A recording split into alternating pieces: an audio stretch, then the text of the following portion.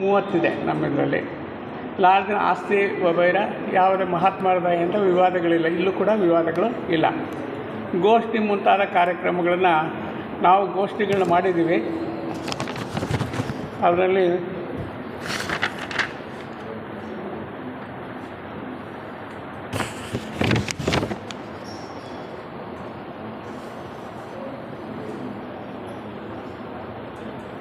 ಸಾಧಾರಣ ಮೀಟಿಂಗ್ಗಳು 50 ಇದೆ.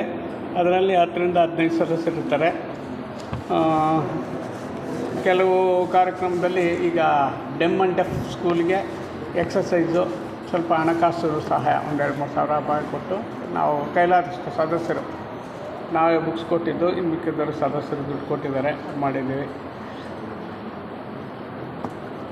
ಇತರ ಸಭೆಗಳು, ವಾರ್ಷಿಕ ಸಭೆ ನಡೆಯೋದು, ವಾರ್ಷಿಕ ಒಂದು ಸಭೆ ನಡೆಯುತ್ತೆ. ಅಂದರೆ ನಾವೇನು ಇದು ಜನರಲ್ ಬಾಡಿ ಮೀಟಿಂಗ್ ಏನು ಮಾಡ್ತಿಲ್ಲ, 2 ವರ್ಷಕ್ಕೆ 3 ವರ್ಷಕ್ಕೆ ಒಂದು ಸತಿ ಮಾಡ್ತಾರೆ. ಸದಸ್ಯರು ಬೇಡಿಕೆ ಬಂದರೆ ಮಾಡ್ತೀವಿ, ಅಲ್ಲದೆ ಹಾಗೆಯೇ ಕಂಟಿನ್ಯೂ ಆಗಿದ್ದಾರೆ. ನಾನು ಬಂದು 3 ವರ್ಷ ಆಗಿದೆ ಅಂತ ಕಾಣುತ್ತೆ, 3-4 ವರ್ಷ ಆಗಿದೆ.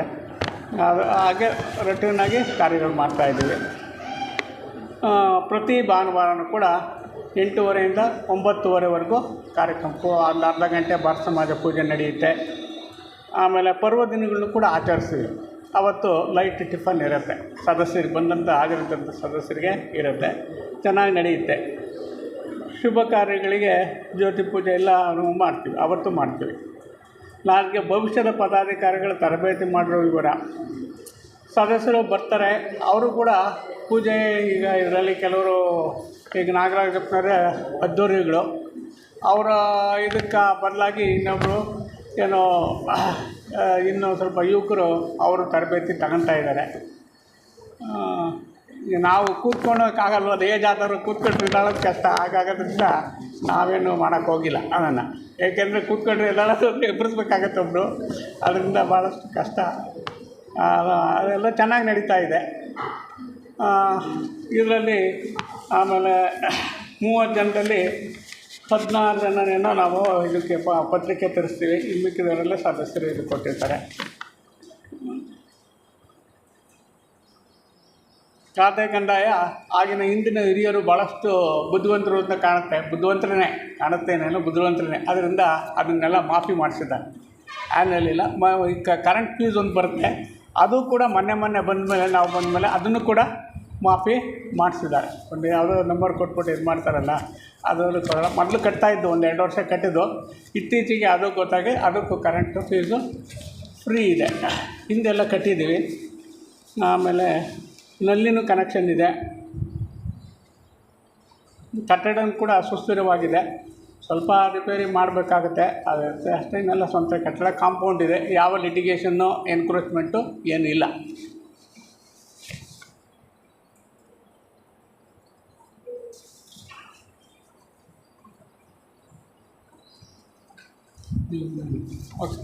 ಓಕೆ, ಇಷ್ಟು ನಮ್ಮ ಇತಿಹಾಸದ ಸೊಸೈಟಿ ಆನಂದ ಲಾಡ್ಜ್ ಟೆಕ್ನಾಲಜಿ. ಈಗ ಯಾರೋ ಒಬ್ಬರು ಇದು ಅಂತ ಇಟ್ಕೊಳ್ಳಿ, ಪಟ್ಟಾಪ್ರಾಪ್ತ ಸತ್ಯನಾರಾಯಣ ಅಂತ ಇದ್ದಾರೆ, ಅವರು ಮಾರಿದ್ದಾರೆ, ಕ್ರೈಮ್ ಕೊಟ್ಟಿದ್ದಾರೆ, ಲಾಡ್ಜಿಗೆ ಕೊಟ್ಟಿದ್ದಾರೆ ಕ್ರೈಮ್. ಇವರು ದುಡ್ಡು ಕೊಟ್ಟು ತಗೊಂಡು ಸೊಸೈಟಿ ಹೆಸರಿಗೆ ರಿಜಿಸ್ಟರ್ ಮಾಡಿಸಿದ್ದಾರೆ. Ananda lodge technology. Thank you. ಇದು ಕೂಡ ಇನ್ನೂ ಸ್ವಲ್ಪ ಕ್ರಿಯಾಶೀಲವಾಗಬೇಕಾಗುತ್ತೆ. ಸಾಕಷ್ಟು ಸಂಖ್ಯೆಯಲ್ಲಿ ಕಡಿಮೆ ಇದೆ, ಆದರೆ ಸೇವಾ ಮನೋಭಾವ ಹೆಚ್ಚಿದೆ. ನಮಗೆ ನಮ್ಮ ಲಾಡ್ಜ್ ಕಟ್ಟಬೇಕು ಅನ್ಬೇಕಾದ್ರೆ ಉದಾರವಾಗಿ ಮೋಹನ್ ಅವರು 25,000 ರೂಪಾಯಿಗಳನ್ನು ದೇಣಿಗೆಯಾಗಿ ಕೊಟ್ಟರು ನಮಗೆ. ಹಾಗೆ ನಮ್ಮ ಹೊಸದುರ್ಗ ಲಾಡ್ಜಿನ ನಾರಾಯಣಪ್ಪನವರು ಕೂಡ ಪ್ರಾರಂಭದಲ್ಲೇ ನಮಗೆ 2 ವರ್ಷಗಳ ಹಿಂದೆ 25,000 ಕೊಟ್ಟರು. ಇಷ್ಟೆಲ್ಲ ಶಕ್ತಿಗಳು ನಮ್ಮಲ್ಲಿ ಇರಬೇಕಾದ್ರೆ ಮತ್ತಷ್ಟು ಸಂಖ್ಯೆನ ಹೆಚ್ಚೋಣ. ಈ ಒಂದು ಸೇವಾ ಮನೋಭಾವ ಪ್ರವೃತ್ತಿಯನ್ನು ಬೆಳೆಸೋದಕ್ಕೆ ಪ್ರಯತ್ನ ಪಡೋಣ. ಈಗ ನಾನು ಒಂದು ಕ್ಷಮಿಸಿ ನನಗೆ, ಏಕೆಂದರೆ ಕೆಲವು ವಾಟ್ಸಪ್ ಗ್ರೂಪ್ಗಳಿಗೆ ಇಲ್ಲಿ ಗ್ರೂಪ್ಗಳು ಇಲ್ಲ, ನಮ್ಮ ಅಧ್ಯಕ್ಷರು ಹೆಸರುಗಳು ಏನು ಕೊಟ್ಟಿದ್ದಾರೆ ನನಗೆ ಫೋನ್ ನಂಬರ್ಗಳು, ಅದಕ್ಕೆ ನನಗೆ ವಾಟ್ಸಪ್ ಗ್ರೂಪಿಗೆ ಸೇರ್ಸೋಕ್ಕಾಗಲಿಲ್ಲ. ಹಾಗಾಗಿ ಅವರು ಫೋನ್ ಕಾಂಟ್ಯಾಕ್ಟ್ ಮಾಡೋಕ್ಕೆ ನನಗೆ ನನ್ನ ಒಂದು 3 ದಿವಸದ ಹಿಂದೆ ಬಂದು ನನ್ನ ಗಾಡಿ ಸ್ಕಿಡ್ ಆಯಿತು, ನನ್ನ ಕಾಲು ಒಂಚೂರು ಇದಾಗಿದೆ, ಆದರೂ ಕೂಡ ಬರ್ಲಿಂಗಿಕ್ಕೆ ಇರಲಿಲ್ಲ, ಆದರೂ ಕೂಡ ಬಂದಿದ್ದೀನಿ. ನಾನು ಇದನ್ನು ಏರ್ಪಾಡು ಮಾಡಿದ್ದೀನಿ, ಮಾಡಲೇಬೇಕು ಅಂತ ಹೇಳಿ. ಕ್ಷಮಿಸಿ ಎಲ್ಲ ಸಹೋದರರು, ಕೆಲವರು ರೀಚ್ ಆಗಿಲ್ಲ, ಚಳ್ಳಕೆರೆಯವರು ಬಂದಿದ್ದೀರಾ? ಅವರ ಮಾಹಿತಿನ ಕೊಡಿ. ಚಳ್ಳಕೆರೆ ಲಾಡ್ಜ್ನವರು. ಜೀವನ್ಮುಕ್ತ ಮಹಾತ್ಮರನ್ನು ಸ್ಮರಿಸುತ್ತಾ ಈ ಸಮಾರಂಭದಲ್ಲಿ ಉಪಸ್ಥಿತರಿರ್ತಕ್ಕಂಥ ಹಿರಿಯರೇ ಮತ್ತು ನನ್ನ ಸೋದರಿಯರು, ಈಗ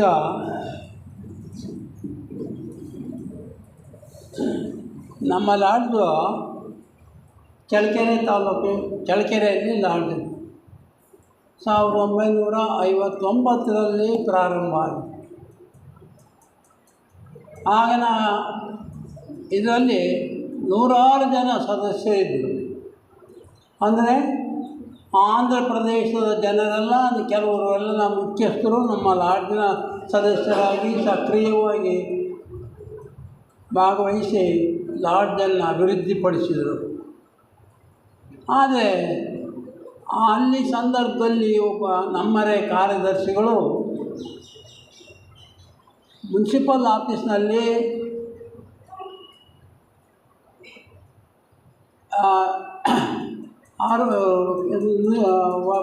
ಕೆಲಸದಲ್ಲಿದ್ದರು ಅವರು. ಆಗ ಅವ್ರ ಮಾತು ಚೆನ್ನಾಗಿ ನಡೀತಿತ್ತು ಮುನ್ಸಿಪಾಲ್ಟಿಯಲ್ಲಿ. ಆ ಸಂದರ್ಭದಲ್ಲಿ ಏನು ಮಾಡಿದರು, ಇದು ಪಾರ್ಕು ಭಾಳ ಚೆನ್ನಾಗಿದೆ, ಅಡಿಯಾರಿದ್ದಂಗೆ ಇರುತ್ತಿಲ್ಲಿ, ಹಾಗೆ ಹೀಗೆ ಅಂತೆಲ್ಲ ಯೋಚನೆ ಮಾಡಿ ಪಾರ್ಕ್ನಲ್ಲಿ ರೂಮನ್ನು ಕಟ್ಟಿಸಿದರು. ಗೌರ್ಮೆಂಟು ಜಾಗ ಅದು. ಗೌರ್ಮೆಂಟ್ ಈ ಮುಂದೆ ಇಂಥ ಸಂದರ್ಭ ಬರುತ್ತೆ ಅನ್ನೋದು ಅವ್ರಿಗೆ ಗೊತ್ತಿಲ್ಲ. ಆವಾಗ ಲಾಡ್ಜನ್ನು ಕಟ್ಟಿಸಿದರು.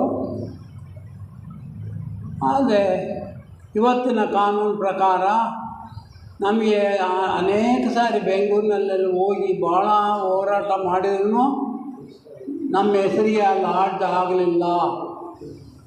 ಆದರೆ ಕರೆಂಟನ್ನು ಕೊಟ್ಟದಾಗ ಸದ್ಯಕ್ಕೆ.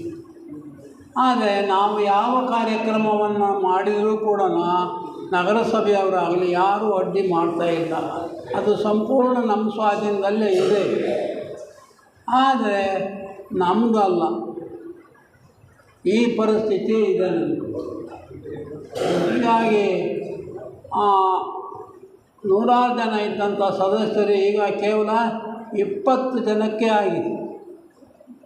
ಕಾರಣ ಏನಂದರೆ ಹೊರ ರಾಜ್ಯದವರು, ಬೇರೆ ಜಿಲ್ಲೆಯವರು ಅವ್ರನ್ನೆಲ್ಲ ತೆಗೆದಾಕ್ರಿ ಅಂಥೇಳಿ ಫೆಡ್ರೇಷನ್ ಅವರು ಒಂದು ಆದೇಶ ಮಾಡಿದರು. ಆಗ ಅವರೆಲ್ಲ ಬಿಟ್ಟು ಅವರ ಸ್ವಂತ ಊರಿನ ಲಾಡ್ಜುಗಳಿಗೆಲ್ಲ ಹೋದರು. ನಮ್ಮಲ್ಲಿ ಕೇವಲ 20 ಜನ ಮಾತ್ರ ಈಗ ಸಕ್ರಿಯವಾಗಿ ಕೆಲಸ ಮಾಡ್ತೀವಿ. ಬೇರೆಯವರು ಯಾರು, ನೀವು ನನಗೆ ವಯಸ್ಸಾಗ್ತಾ ಬಂತು, ನನಗೆ ಎಷ್ಟು ವರ್ಷ ಈಗ 88 ವರ್ಷ ನನಗೆ ನಡೀತಾ ಇದೆ. ನೀವು ಯಾರನ್ನ ಬೇರೆಯವರು ಕಾರ್ಯದರ್ಶಿಗಳಾದರೆ ನಾವೆಲ್ಲ ಜೊತೆಗೆ ಇರ್ತೀವಿ, ಎಲ್ಲಿ ಹೋಗಲ್ಲ ಅಂತ ಹೇಳಿದ್ರು ಯಾರೂ ಒಪ್ಕೊಳ್ತಿಲ್ಲ. ಅನಿವಾರ್ಯ ಆಗಿದೆ. ಎಲ್ಲವರಿಗೆ ಸಾಗುತ್ತೋ ಹಿಂಗೆ ನಂಬ್ಕೊಂಡು ಹೋಗೋದು. ಬೇರೆಯವರು ಹೆಣ್ಮಕ್ಳಿಗೆ ಹೇಳಿದ್ರು ಒಪ್ಪಲ್ಲ, ಗಂಡು ಮಕ್ಳಿಗೆ ಹೇಳಿದರೂ ಒಪ್ಪಂಗಿಲ್ಲ. ನನಗೆ ಅನಿವಾರ್ಯ ಆಗಿ ನಾನೇ ಕಾರ್ಯದರ್ಶಿಯಾಗಿ ಕೆಲಸ ಮಾಡ್ತೀನಿ. ಅದು ನಮ್ಮ ಖಜಾಂಚಿ ಅವರು ಇದ್ದಾರಲ್ಲ, ನಾಗೇಶ್ ಬಾಬು, ಅವರು ನನಗೆ ಪೂರ್ತಿ ಸಪೋರ್ಟ್ ಮಾಡ್ತಾರೆ. ಅದ್ರ ಜೊತೆಗೆ ಇನ್ನೊಂದು ಮಹತ್ತರವಾದ ಬದಲಾವಣೆ ಏನಾಯ್ತು ಅಂದರೆ, ಫೆಡ್ರೇಷನಿಗೆ ಕೊಡ್ತಕ್ಕಂಥ ಒಂದೇನು ಚಂದ ಇತ್ತಲ್ಲ, ಅದು ರದ್ದಾಗಿದ್ದು ಯಾರ್ಯಾರ ಮನೆಗೆ ಅವ್ರ ಮನೆಗೆ ತಿರುಗಾಡೋ ಸಮಸ್ಯೆ ಇಲ್ಲ. ಹೀಗಾಗಿ ನಾವು ನಡೆಸ್ತದೆ ಪ್ರತಿ ಶುಕ್ರವಾರ ಸಾಯಂಕಾಲ ಜ್ಯೋತಿ ಪೂಜೆಯನ್ನು ನಡೆಸ್ತೀವಿ. ಸಾಮಾನ್ಯ 20 ಜನದಲ್ಲಿ 15 ಜನ ಅಂತೂ ಅಂದಾಜು ಬರ್ತಿರ್ತಾರೆ. ಹೀಗಾಗಿ ಆಮೇಲೆ ವ್ಯಾಸಂಗೋಷ್ಠಿಗಳನ್ನು ಕೂಡ ಮಾಡಿದ್ದೀವಿ. ಹಿಂದೆ ನಮ್ಮ ಸ್ನೇಹಿತರು ಟಿ ಸಿದ್ಧಲಿಂಗಪ್ಪ ಅಂತ ಇದ್ದರು, ಅವರು ನಾವು ಸೇರ್ಕೊಂಡು ಅನೇಕ ವ್ಯಾಸಂಗೋಷ್ಠಿಗಳನ್ನು ಮಾಡಿದ್ವಿ. ಈಗ ಅದು ಸಾಧ್ಯವಾಗ್ತಿಲ್ಲ. ನಾವು ನಮ್ಮ ಸ್ನೇಹಿತರು ಇಬ್ಬರು ಕಲಿತು ಏನು ಮಾಡಿದ್ವಿ ಅಂದರೆ, ಚಳ್ಳಕೆರೆ ತಾಲೂಕಿನ ಒಕ್ಕೂಟವನ್ನು ಪ್ರಾರಂಭ ಮಾಡಿದ್ವಿ. ಥಿಯೋಸಾಫಿಕಲ್ ಸೊಸೈಟಿ ಲಾಡ್ಜುಗಳ ಒಕ್ಕೂಟವನ್ನು ಪ್ರಾರಂಭ ಮಾಡಿದ್ವಿ. ಇದೇನು ಅಂತಂದು ಇರಲಿ ಸುಮ್ಮನಿರ್ರಿ ಅಂತಂದು ಮಾಡಿಸ್ಕೊಳ್ತಾ ಬಂದ್ವಿ.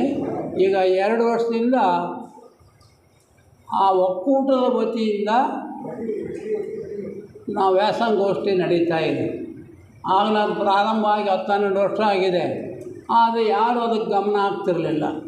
ನಾವೇ ಸ್ವಂತವಾಗಿ ದುಡ್ಡು ಖರ್ಚು ಮಾಡ್ಕೊಂಡು ವ್ಯಾಸಂಗೋಷ್ಠಿಯನ್ನು ಮಾಡ್ತಾಯಿದ್ವಿ. ಈಗ 1 ಲಕ್ಷಕ್ಕೆ ಮೇಲ್ಪಟ್ಟು ಹಣ ಸಂಗ್ರಹ ಆಗಿತ್ತು. ಆಗ ನಾವು ಬಡ್ಡಿ ಕೊಡ್ತೀವಿ ಅಂತಂದು ನೀವು ವ್ಯಾಸಂಗೋಷ್ಠಿ ಮಾಡಿರಿ ಅಂದಾಗ ಅವಾಗ ನಾವು ಮಾಡ್ತೀವಿ ಅಂತ ಮಾಡಿರಿ.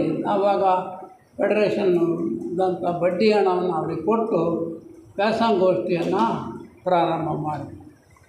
ಹೀಗಾಗಿ ನಮ್ಮ ಇದು ನಡೀತಾ ಇದೆ. ಈಗ ಭಾಳ ಜೋರಾಗಿ ನಡೀತಾ ಇದೆ. ನಾವು ಮಾಡ್ತೀವಿ, ಯಾಕಂದರೆ ದುಡ್ಡು ಬರುತ್ತಲ್ಲ, ಅವ್ರ ಸಹಾಯಕ್ಕೆ ಖರ್ಚಿಗೆ ದುಡ್ಡು ಬರೋದರಿಂದ ಏನಾಗಿದೆ, ನಾವು ಮಾಡ್ತೀವಿ ಅಂತ. ಅದರಲ್ಲಿರೋದು ಕೇವಲ ಚಳ್ಳಕೆರೆ, ಅಲ್ಲಿಂದ ಕ್ಯಾದಿಗುಂಟೆ, ಕಡೇಹುಡೆ, ಪರಶುರಾಂಪುರ ಇಷ್ಟೇ ಲಾಡ್ಜ್ಗಳೇ ಸಕ್ರಿಯವಾಗಿರೋದು. ಒಂದು ಕಾಲದಲ್ಲಿ ಚಳ್ಳಕೆರೆ ತಾಲೂಕು ಅಂದರೆ 3 ಗ್ರೂಪ್ಗಳು 8 ಲಾಡ್ಜ್ಗಳು ಇದ್ದಂಥ ಒಂದೇ ತಾಲೂಕಿನಲ್ಲಿದ್ದಂಥ ಒಂದು ಕಾಲ ಇತ್ತು. ಇಡೀ ಪ್ರಪಂಚದಲ್ಲಿ ಒಂದೇ ತಾಲೂಕಿನಲ್ಲಿ 3 ಗ್ರೂಪ್ಗಳು ಇದ್ದದ್ದು ಆ ಕಾಲದಲ್ಲಿ ಅದು ಒಂದೇ ತಾಲೂಕು. ಈಗ 3 ಗ್ರೂಪ್ಗಳಿದ್ದಾವೆ, ಒಂದು ನಿಷ್ಕ್ರಿಯವಾಗಿದೆ. ಅದನ್ನು ಬೇರೆ ಕಡೆ ಎಲ್ಲನ ಶಿಫ್ಟ್ ಮಾಡ್ಕೋಬೇಕು ಅಂತ ಯೋಚನೆ ಮಾಡ್ತಾಯಿದ್ವಿ. ಏನೋ ಮುಂದೆ ನೋಡಬೇಕು. ಹೀಗಾಗಿ ನಮ್ಮ ಇದು ಚೆನ್ನಾಗಿ ನಡೀಲಿ ಅನ್ನೋ ಕಾರಣಕ್ಕೆ ನಮ್ಮ ಸೋದರ ಸಿದ್ಧಲಿಂಗಪ್ಪ ಅವರ ತೀರೋದ್ರು. ಅವರು ಸ್ವಸ್ಥಾನಕ್ಕೆ ಹೋದರು. ಅವರ ಮನೆಯವರು 1 ಲಕ್ಷ ರೂಪಾಯಿಗಳನ್ನು ನಿಧಿಯಲ್ಲಿಗೆ ಕೊಟ್ಟಿದ್ದಾರೆ. 1 ಲಕ್ಷ ರೂಪಾಯಿಗಳನ್ನು ಅವರ ಹೆಸರಿಗೆ ನಿಧಿಯಾಗಿ ಸ್ಥಾಪನೆ ಮಾಡಿದ್ದಾರೆ. ಎಲ್ಲಿ ಫೆಡರೇಷನ್ನಲ್ಲಿ ಕಾರ್ಯದರ್ಶಿಗಳಲ್ಲಿ ಇದ್ದಾರೆ. ನಾನು ಕೂಡ 50,000 ರೂಪಾಯಿನ ಕೊಡೋಣ ಅಂತ ಒಂದು ಯೋಚನೆ ಮಾಡಿ ನಾನು ಫೆಡರೇಷನ್ಗೆ ಅಲ್ಲಿ ಹೋದಾಗ ಅಲ್ಲಿ ಸಾಕಷ್ಟು 1 ಲಕ್ಷ ಇತ್ತು. 1 ಲಕ್ಷ ಜೊತೆ ಸೇರಿತು, 2 ಲಕ್ಷ ಆಯಿತು. ನಂದೊಂದು 5 ಕೊಟ್ಟರೆ 25 ಆಗುತ್ತೆ, 2,50,000 ಆಗುತ್ತೆ ಅಂತ ನಾನು ಯೋಚನೆ ಮಾಡಿದ್ದೆ. ಆದರೆ ಅದು ಸ್ವಲ್ಪ ಚೇಂಜ್ ಆಯ್ತು. ಅಲ್ಲಿ ಹೋದಾಗ ಅದೆಲ್ಲ ಇದ್ದೇ ಇದೆ, ಮಾಡ್ತೀರಾ, ಸಾಲ ಬಂದಕ್ಕೆ ಏನಾದ್ರು ಆಗ್ತೀರಾ, ಪುಸ್ತಕ ಪ್ರಿಂಟ್ ಹಾಕೋದಕ್ಕೆ ಅವಶ್ಯಕತೆ ಇರುತ್ತೆ ದುಡ್ಡು. ಅದಕ್ಕೋಸ್ಕರ ನೀವು ಆ ನಿಧಿಗೆ ಆ ಬಡ್ಡಿಯನ್ನು ನಿಧಿಗೆ ಅಂದರೆ ಪುಸ್ತಕ ಪ್ರಿಂಟ್ ಆಗೋ ನಿಧಿಗೆ ಕೊಡ್ರಿ ಅಂತ ಅವರು ನಮಗೆ ಸಲಹೆ ಮಾಡಿದರು. ಹಾಗೆ ಆಗಲಿ ಅಂಥೇಳಿ ನಾನು ಪುಸ್ತಕಗಳನ್ನು ಪ್ರಿಂಟ್ ಆಗ್ತಾರಲ್ಲ ಅದರ ಅವಶ್ಯಕತೆಗೆ ಬೇಕಾದ ನಮ್ಮ ಹಣದ ಬಡ್ಡಿಯನ್ನು ಬಳಸ್ಕೊಳ್ಳೋದಕ್ಕೆ ಅವರಿಗೆ ಅವಕಾಶ ಮಾಡಿಕೊಡ್ತೀನಿ. ಹೀಗಾಗಿ ನನಗೆ ರಸೀದಿನೂ ಕೊಟ್ಟಿದ್ದಾರೆ, ಎಲ್ಲ ಇದೆ, ವ್ಯವಸ್ಥಿತವಾಗಿ ಮಾಡಿದ್ದಾರೆ. ಹೀಗೆ ನಾವು ಬರೀ ಬಾಯಿಂದ ಹೇಳೋದಲ್ಲ, ಕೈಯಿಂದ ಕೊಟ್ಟು ಪ್ರೋತ್ಸಾಹಿಸಿ ಮಾಡಬೇಕು ಅನ್ನೋ ಉದ್ದೇಶಕ್ಕೆ ನಾವು ಈಗ ನಮ್ಮ 2 ಲಕ್ಷ ಇದೆ, ನಂದು ಈ ಕಡೆ ಹೋಯ್ತು. ಹೀಗಾಗಿ ಮೇಲೆ ಇನ್ನೂ ಯಾರು ಅಂತಂದರೆ ಅಷ್ಟಾಗಿ ದುಡ್ಡನ್ನು ಕೊಡೋ ಅಂಥವ್ರು ಯಾರು ಇಲ್ಲ. ವ್ಯಾಸಂಗೋಷ್ಠಿ ಪ್ರಾರಂಭ ಮಾಡಿದರೆ ಅಷ್ಟೇ ಇಷ್ಟೋ ಕೊಡ್ತಿರ್ತಾರೆ. ಹೀಗಾಗಿ ನಮ್ಮ ಇದು ನಡೀತಾ ಇದೆ. ಹೊಸದಾಗಿ ಮೆಂಬರ್ಸ್ ಮಾಡೋಣ ಅಂತ ಪ್ರಯತ್ನ ಮಾಡಿ ಮನೆಗೆ ತಿರುಗಿ ಮಾಡಿದರೂ ಯಾರೂ ಅದಕ್ಕೆ ಗಮನ ಇಲ್ಲ. ಹೀಗಾಗಿ ಆದರೆ ನಮ್ಮ ಪ್ರಯತ್ನ ನಿಂತಿಲ್ಲ, ಮಾಡ್ತಾಯಿದ್ದೀವಿ. ಹೊಸದಾಗಿ ಮೆಂಬರ್ಸ್ ಮಾಡಬೇಕು ಅಂಥೇಳಿ ಪ್ರಯತ್ನ ನಡೀತಾ ಇದೆ. ಅದು ಈ ವರ್ಷದ ಅಂತ್ಯದಲ್ಲಿ ಅದೇನು ಬರುತ್ತೆ ಅನ್ನೋದನ್ನ ಮಾಡ್ತೀನಿ ಅಂತ ಹೇಳ್ತಾ ನನ್ನ ಮಾತುಗಳನ್ನು ಮುಗಿಸ್ತೀನಿ. ಸರ್, ಧನ್ಯವಾದಗಳು. ಆಮೇಲೆ ಅನಿಸಿಕೆಗಳು ಕೊಡ್ತೀನಿ. ನಿಮ್ಮ ಹೆಸರು ಹಾಕ್ಕೊಂಡಿದ್ದೀನಿ. ಅನಿಸಿಕೆಗಳಲ್ಲಿ ಅವಕಾಶ ಕೊಡ್ತೀನಿ ಸರ್. ಕೊಂಡ್ಕೊಂಡು ನಡೀತಾ ಇದೆ ಪಾಪ, ನಡೀಲಿ. ಆದರೆ ನಾನು ನೋಡಿದಾಗೆ ನಾನು ಸೇರಿದಾಗಲೇ ಸರ್ಗೆ ಎಷ್ಟು ಬಹಳ ಚೈತನ್ಯಯುತವಾಗಿ ಕೆಲಸ ಮಾಡ್ತಿದ್ದಂಥ ಮಾಸ್ಟರ್ ಅವರು. ಹಾಗಾಗಿ ನೋಡಿ, ಇಲ್ಲಿ ಒಂದು ರೈಟಿಂಗ್ ಬರೆದಾಗ ಲೆಟರ್ಸ್ ಎಷ್ಟು ಚೆನ್ನಾಗಿ ಇನ್ನೂ ಕೂಡ ಅವರ ಸುಪ್ತ ಶಕ್ತಿ ಇದೆ ಸಬ್ ಕಾನ್ಷಿಯಸ್ ಮೈಂಡಲ್ಲಿ ಇದಕ್ಕೆ ಬರವಣಿಗೆ ಎಷ್ಟು ಚೆನ್ನಾಗಿದೆ. ಆದರೆ ನಾವು ಕೂಡ ಒಂದು ಸ್ವಲ್ಪ ಪಾಠ ಕಲಿಬೇಕು ಸರ್ ಹಿರಿಯರಾಗಿ. ಏನು ಅಂತ ಹೇಳಿದ್ರೆ ನಮ್ಮ ನಂಜುಂಡ ಶೆಟ್ಟರು ಹೇಳ್ತಿದ್ರು ನಮ್ಮ ಮಾತನ್ನು, ಸೊಂಟದಲ್ಲಿ ಇಟ್ಕೊಂಡ್ರೆ ಕೀನ ನಾವು ಕೊಟ್ಟರೆ ತಾನೇ, ಯಾವಾಗಲೂ ಕೊಟ್ಟರೆ ಏನು ಬಂತು, ಇವರೆಲ್ಲ ಬರೀ ಮುದುಕರು ಹೋಗೋವಂಥದ್ದು, ಹಿರಿಯರು ಹೋಗೋವಂಥದ್ದು. ಅವತ್ತು ಆಶ್ರಮದವ್ರು ಬಂದಾಗ ಇಲ್ಲಿ ಬರೀ ಹಿರಿ ತಲೆಗಳೇ ಇದೆ, ಇಲ್ಲಿ ಬಿಳಿ ತಲೆಗಳೇ ಇದೆ ಅಂತ ಅಂದರು ನಾನು KTF ಇದಕ್ಕೆ ಸಭೆಗೆ ಬಂದಾಗ. ಹಾಗಾಗಿ ನಾವುಗಳು ಕೂಡ ಪ್ರಯತ್ನ ಪಡೋಣ. ನಾನು ಅನ್ಯಥಾ ಭಾವಿಸ್ಬೇಡಿ, ನಾನು ರಿಪೋರ್ಟ್ ಮಾಡ್ತಿಲ್ಲ. ನಾವುಗಳು ಕೂಡ ಎಚ್ಚೆತ್ಕೊಳ್ಬೇಕು. ಸ್ವಲ್ಪ ಶಕ್ತಿಯುತವಾಗಿದ್ದಾಗ ನಾನು ಬಿಡೋದಿಲ್ಲ, ನಾನು ಏನು ಕೊಡಬೇಕು, ನಾನಿನ್ನೇ ಆಗಲಿ ನಾವು ಬಿಡಬೇಕಾದ ಸಮಯ ಇರ್ತದೆ. ಮತ್ತೊಬ್ಬರನ್ನ ಹುಡುಕ್ಬೇಕಾಗತ್ತೆ. ನಾನು ಒಂದು ಕಾಲಮನ್ನು ಕೊಟ್ಟಿದ್ದೀನಿ. ನಿಮ್ಮ ಅವಧಿಯಲ್ಲಿ ನೀವು ಮುಂದೆ ಯಾರನ್ನು ಚುನಾವಣೆ ಮಾಡಲಿಕ್ಕೆ ಆಯ್ಕೆ ಮಾಡಲಿಕ್ಕೆ ಪ್ರಯತ್ನ ಪಟ್ಟಿದ್ದೀರಾ, ಪ್ರೆಸಿಡೆಂಟು, ಸೆಕ್ರೆಟರಿ, ಟ್ರೆಸರರ್, ಸೂಕ್ತವಾದಂಥವರು. ಅವರು ಅಟ್ಲೀಸ್ಟ್ ಯೋಗ್ಯತೆ ಪಡ್ಕೊಳ್ಳಿ. ಅನಕ್ಷರಸ್ಥರಾದರೂ ಪರವಾಗಿಲ್ಲ, ಅಟ್ಲೀಸ್ಟ್ ಸೇವೆ ಮನೋಭಾವನೆಯನ್ನು ರೂಢಿಸ್ಕೊಂಡಿರಲಿ, ಅಂಥವ್ರನ್ನ ಸೇರಿಸ್ಕೋಣ. ದಯವಿಟ್ಟು ಕ್ಷಮಿಸಿ. ಈಗ ಒಂದು ಪಾನೀಯ ವಿರಾಮ ಇದೆ.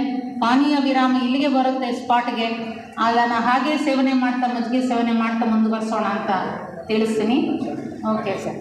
ಇನ್ನು ಮುಂದಿನವರು ನಮ್ಮ ಸನ್ಮಾರ್ಗ ಥಿಯಾಸಿಕಲ್ ಸೊಸೈಟಿ ಹೊಳಿಯಾರ್ ಲಾಡ್ಜಿನವರು. ದಯವಿಟ್ಟು ಇಲ್ಲೇ ಇದೆ ಅಣ್ಣ MR ಗೋಪಾಲ್ರವರು ಬಂದು ಈ ಒಂದು ಮಾಹಿತಿಯನ್ನು ಕೊಡಿ ಅಂತ ಹೇಳ್ತೀನಿ. ಸಾಕಷ್ಟು ನಿರ್ತವ್ರು ಅವರೆಲ್ಲ, ಹಾಗಾಗಿ ಅವ್ರು ಕೊಡ್ತಾರೆ.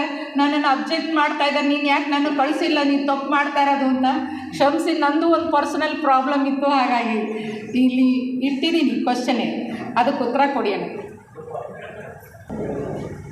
ಪರಮ ಗುರುಗಳ ಚರಣ ಸನ್ನಿಧಿಗೆ ವಂದಿಸ್ತಾ, ಆತ್ಮೀಯ ಶ್ರೀಧರ್ ಅವರೇ, ವೇದಿಕೆಯಲ್ಲಿರ್ತಕ್ಕಂತಹ ಜನಾರ್ದನ್ ಹಾಗೂ ಗಣ್ಯರೇ ಮತ್ತು ಸೋದರ ಸೋದರಿ, ಹುಳಿಯಾರಿನ ಸನ್ಮಾರ್ಗ ಥಿಯಾಸಫಿಕಲ್ ಸೊಸೈಟಿ ಅಂತಕ್ಕಂಥದ್ದು ನಮ್ಮ ನಂಜುಂಡ ಶೆಟ್ಟರ ಕಾಲದಲ್ಲಿ ಅಡಿಯಾರಿಗೆ ಪ್ರತಿರೂಪವಾಗಿರ್ತಕ್ಕಂಥ ಒಂದು ಸೊಸೈಟಿ ಅಂತಕ್ಕಂಥ ಒಂದು ಹೆಸರನ್ನು ಪಡೆದಿತ್ತು. ಅದು ಭಾಳ ಆದರ್ಶವಾಗಿತ್ತು. ಆವಾಗ ಅವರು ಅಧ್ಯಕ್ಷರಾದ 3 ವರ್ಷ ಕಾಲದಲ್ಲಿ ಬೇಕಾದಷ್ಟು ಆದರ್ಶವನ್ನು ಮೆರೆದಿದ್ದರು. ಸಮಯ ಪಾಲನೆ, ಕ್ಲುಪ್ತವಾದ ಸಭೆಗಳನ್ನು ಕರೀತಕ್ಕಂಥದ್ದು, ಸಭೆಗಳಲ್ಲಿ ಬಹಳ ಸಚ್ಚಿಂತನ, ಕಾರ್ಯಕ್ರಮಗಳನ್ನು ರೂಪಿಸುವಲ್ಲಿ ಶಿಸ್ತು, ಇದೆಲ್ಲವೂ ಕೂಡ ಭಾಳ ಚೆನ್ನಾಗಿತ್ತು. ಆದರೆ ಬರ್ತಾ ಬರ್ತಾ ಏನಾಗ್ಬಿಡ್ತು ಅಂತಂದರೆ, ನಮ್ಮಲ್ಲಿರ್ತಕ್ಕಂಥ ಅಧ್ಯಕ್ಷರಿಗೆ ಪಾಪ ಪುರ್ಸೊತ್ತಿಲ್ಲ, ಭಾಳ ಕಷ್ಟ ಅವರಿಗೆ ಲಾಚ್ ಕಡೆ ಬರಲಿಕ್ಕೆ, ಏನೂ ಮಾಡಲಿಕ್ಕೆ ಆಗ್ತಾಯಿಲ್ಲ ನಮ್ಮ ಕೈ. ಉಪಾಧ್ಯಕ್ಷರಿಗೂ ಹಾಗೆ ಆಗಿಬಿಟ್ಟಿದೆ, ಅವ್ರಿಗೂ ಲಾಚ್ ಕಡೆ ಬರಲಿಕ್ಕೆ ಪುರ್ಸೊತ್ತಿಲ್ಲ. ಇನ್ನು ನಮ್ಮಂಥ ಹಿರಿಯ ಸದಸ್ಯರಿಗೆ ಕೆಲವ್ರಿಗೆ ಆರೋಗ್ಯ ಹೋಗ್ಬಿಟ್ಟಿದೆ. ಈಗ ನನಗೆ ಆರೋಗ್ಯ ಹೋಗ್ಬಿಟ್ಟಿದೆ, ನಾನು ಬಂದು ಮಾಡಬೇಕಂದ್ರೆ ಆಗೋದಿಲ್ಲ ನನಗೆ. ಈಗ ಹೀಗಾಗಿ ಲಾಡ್ಜಿನ ಎಲ್ಲ ವ್ಯವಸ್ಥೆಗಳು ಕೂಡ ನಮ್ಮ ಕಾರ್ಯದರ್ಶಿ ಶ್ರೇಯಸ್ ತಲೆ ಮೇಲೆ ಬಿದ್ದುಬಿಟ್ಟಿದೆ. ಕಾರ್ಯದರ್ಶಿ ಶ್ರೇಯಸ್ ತಲೆ ಮೇಲೆ ಬಿದ್ದುಬಿಟ್ಟಿದೆ. ಶ್ರೇಯಸ್ ಒಬ್ಬ ಒಂಚೂರು ಕೆಲಸ ಮಾಡ್ತಾ ಇದ್ದಿದ್ರೆ ನಮ್ಮ ಹುಳಿಯಾರ್ ಲಾಡ್ಜಿ ಬಾಗಿಲಾಕಿರ್ಬೇಕಾಯ್ತು ಇಷ್ಟೊತ್ತಿಗಾಗಲಿ ಪೂರ್ತಿ. ಪಾಪ ಅವ್ನು ಮೀಟಿಂಗ್ ಕರೀತಾನೆ, ಅಧ್ಯಕ್ಷರಿಗೆ ಉಪಾಧ್ಯಕ್ಷರಿಗೆ ಬರೋಕ್ಕೆ ಪುರ್ಸೊತ್ತಾಗಲ್ಲ. ಮೀಟಿಂಗ್ ಕರೀತಾನೆ, ಹಿರಿಯ ಸದಸ್ಯರಿಗೆ ಬರಲಿಕ್ಕೆ ಪುರ್ಸೊತ್ತಾಗೋದಿಲ್ಲ. ಹೀಗಾದಾಗ ಏನು ಮಾಡೋದು? ಆದರೂ ಕೂಡ ಏನು ಸಾರೋದ್ಧಾರವಾಗಿ ನಡ್ಸ್ಕೊಂಬಂದಿದ್ದೀವಿ ಕಾರ್ಯಕ್ರಮಗಳನ್ನು, ಆ ಕಾರ್ಯಕ್ರಮಗಳನ್ನು ಬಿಡದೆ ಮಾಡ್ತಾ ಇದ್ದಾನೆ. ಪ್ರತಿ ಭಾನುವಾರ 8:30ಕ್ಕೆ ಜ್ಯೋತಿ ಪೂಜೆ ಕಾರ್ಯಕ್ರಮ ಇರ್ತದೆ. ದೊಡ್ಡವ್ರು ಯಾರೂ ಬರೋದಿಲ್ಲ, ನಾವು ನೋಡಿದ್ದೀವಿ, ಎಷ್ಟಲ್ಲಿ ಹೇಳಿದ್ರು ಬರೋದಿಲ್ಲ ದೊಡ್ಡವರು ನಮ್ಮಲ್ಲಿ. ಆದರೆ ಚಿಕ್ಕ ವಯಸ್ಸಿನ ಬಾಲಕಿಯರು ಸುಮಾರು ಒಂದು 15 ಜನ ಬರ್ತಾರೆ. 15 ಜನ ಬಂದು ಮಂತ್ರಗಳನ್ನೆಲ್ಲ ಚೆನ್ನಾಗಿ ಕಲಿತಾ ಇದ್ದಾರೆ. ಅವರಿಗೆ ಭಗವದ್ಗೀತೆ ಪಾಠವನ್ನು ಕೂಡ ಹೇಳ್ಕೊಡ್ಲಾಗ್ತದೆ. ಈ 15 ಜನಕ್ಕೂ ಕೂಡ ಮತ್ತು ತಿಂಡಿ ವ್ಯವಸ್ಥೆಯನ್ನು ಪ್ರತಿ ಭಾನುವಾರ ಮಾಡ್ತಾಯಿದ್ದಾರೆ. ಹಾಗೆಯೇ ಈ ಒಂದು ಪರ್ವದಿನಗಳು ಭಾಳ ಕಷ್ಟ ಬಿದ್ದು ನಾನು ಹೇಳ್ತೀನಿ ಫೋನಲ್ಲಿ, ನೋಡಪ್ಪ ಇಂಥ ತಾರೀಕು ಪರ್ವದಿನ ಇದೆ, ಒಂದು ವಾರ ಮುಂಚೆ ಆಗಲಿ ಒಂದು ವಾರ ಆದಮೇಲೆ ಆಗಲಿ ಏನಾದರೂ ಮಾಡಿ ಮಾಡು. ಅದು ಸಮಸ್ಯೆ ಏನಪ್ಪ ಅಂತಂದರೆ, ಎಲ್ಲಿಂದ ಎಲ್ಲೋದ್ರೂ ಕೂಡ ಸ್ಪೀಕರ್ಸ್ ಬರೋದಿಲ್ಲ. ಯಾರೂ ಕೂಡ ಸ್ಪೀಕರ್ಸ್ ಬರೋದೇ ಇಲ್ಲ. ಏನು ಮಾಡೋದು? ಎಷ್ಟು ಕಷ್ಟ ನಮಗೆ. ಕೊನೆಗೆ ನಾನೇನು ಮಾಡಿದೆ, ಜಗದೀಶ್ ಅವ್ರಿಗೆ, ನೋಡಿ ಸರ್, ನನಗೆ ಭಾಷಣ ಮಾಡೋಷ್ಟು ಶಕ್ತಿ ಇಲ್ಲ, ಈಗಾಗಲೇ ಹೋಗ್ಬಿಟ್ಟಿದೆ ಭಾಷಣ ಮಾಡೋಕ್ಕೆ. ಇಂದ ನಾನೇ ಉಪನ್ಯಾಸ ಮಾಡ್ತಾಯಿದ್ದೆ. ಈಗ ದಯವಿಟ್ಟು ನೀವೇನಾದ್ರು ಮಾಡಿ ಹುಳಿಯಾರ್ ಲಾಡ್ಜಿನ ಉಪನ್ಯಾಸ ಜವಾಬ್ದಾರಿಯನ್ನು ತಗೋಬೇಕು ಅಂತ ಹೇಳಿ ಒತ್ತಾಯ ಮಾಡಿ ಒಪ್ಪಿಸ್ತಾರೆ. ಮೊನ್ನೆ ಸಾರಿ ಅವರು ಬೆಂಗಳೂರಿಂದ ಕಾಶಿಗೆ ಹೊರಡಬೇಕಾಯಿತು. ಅಂಥದ್ರಲ್ಲಿ ಒಂದು ದಿವಸ ಒಂದು ಪರ್ವದಿನದ ಆಚರಣೆ ಇತ್ತು. ನಾನು ಗಲಾಟೆ ಮಾಡಿ ಅವ್ರಿಗೆ ಬೆಂಗಳೂರಿಂದ ಕರೆಸ್ಕೊಂಡು ಉಪನ್ಯಾಸ ಮಾಡಿಸಿ ಆಮೇಲೆ ಕಾಶಿಗೆ ಕಳಿಸ್ದೆ. ಜಗದೀಶ್ ಅವ್ರು ಬೆಂಗಳೂರಲ್ಲೇ ಇದ್ದರು. ಬೆಂಗಳೂರಲ್ಲಿದ್ದು ನಾನು ನಾಡಿದ್ದು ಬೆಳಿಗ್ಗೆ ಹೋಗ್ಬೇಕು ಕಾಶಿಗೆ ಅಂದರು. ನೋಡ್ರಿ, ನಾಡಿದ್ದು ಬೆಳಿಗ್ಗೆ ಹೋಗೋದು, ಇವತ್ತು ಬಂದುಬಿಡ್ರಿ ಹುಳಿಯಾರಿಗೆ, ಸಾಯಂಕಾಲ 7 ಗಂಟೆಯಿಂದ ಕಾರ್ಯಕ್ರಮ ಬಿಡೋದು ಬೇಡ, ನೀವು ದಯವಿಟ್ಟು ಉಪನ್ಯಾಸ ಮಾಡಿ ನಾಳೆ ಬೆಳಿಗ್ಗೆ ನೀವು ಬೆಂಗಳೂರಿಗೆ ಹೋಗ್ಬಿಡ್ತೀನಿ ಅಂತ ಹೇಳಿದೆ. ಇಲ್ಲ, ನಾಳೆ ಬೆಳಿಗ್ಗೆ ಏನು ಹೋಗಲ್ಲ, ನಾಡಿದ್ದು ಬೆಳಿಗ್ಗೆ ಹೋಗ್ತೀನಿ, ಟ್ರೈನ್ ಇರೋದು 10 ಗಂಟೆಗೆ, ಪರವಾಗಿಲ್ಲ ಬೆಳಿಗ್ಗೆ ಅರ್ಲಿ ಮನೆಗೆ ಹೋಗ್ತೀನಿ ಅಂತೇಳಿ ಅವರು ಏನೇನೋ ಹೇಳಿದರು.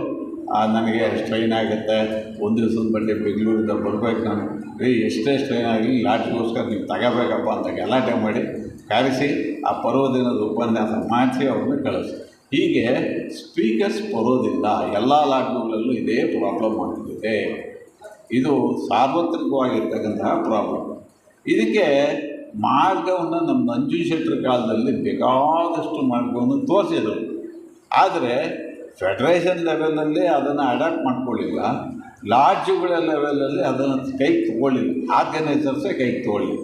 ಇದಕ್ಕೆ ಒಂದು ಸಲಹೆ ನಮ್ಮದೇನಪ್ಪ ಅಂದರೆ, ಪ್ರತಿ 15 ದಿನಕ್ಕೊಮ್ಮೆ ಪ್ರತಿ ಲಾಡ್ಜಲ್ಲಿ ನೀವು ಸಮಾವೇಶ ಮಾಡಿಬಿಟ್ಟು ಊಟ ಕೊಡಬೇಡಿ.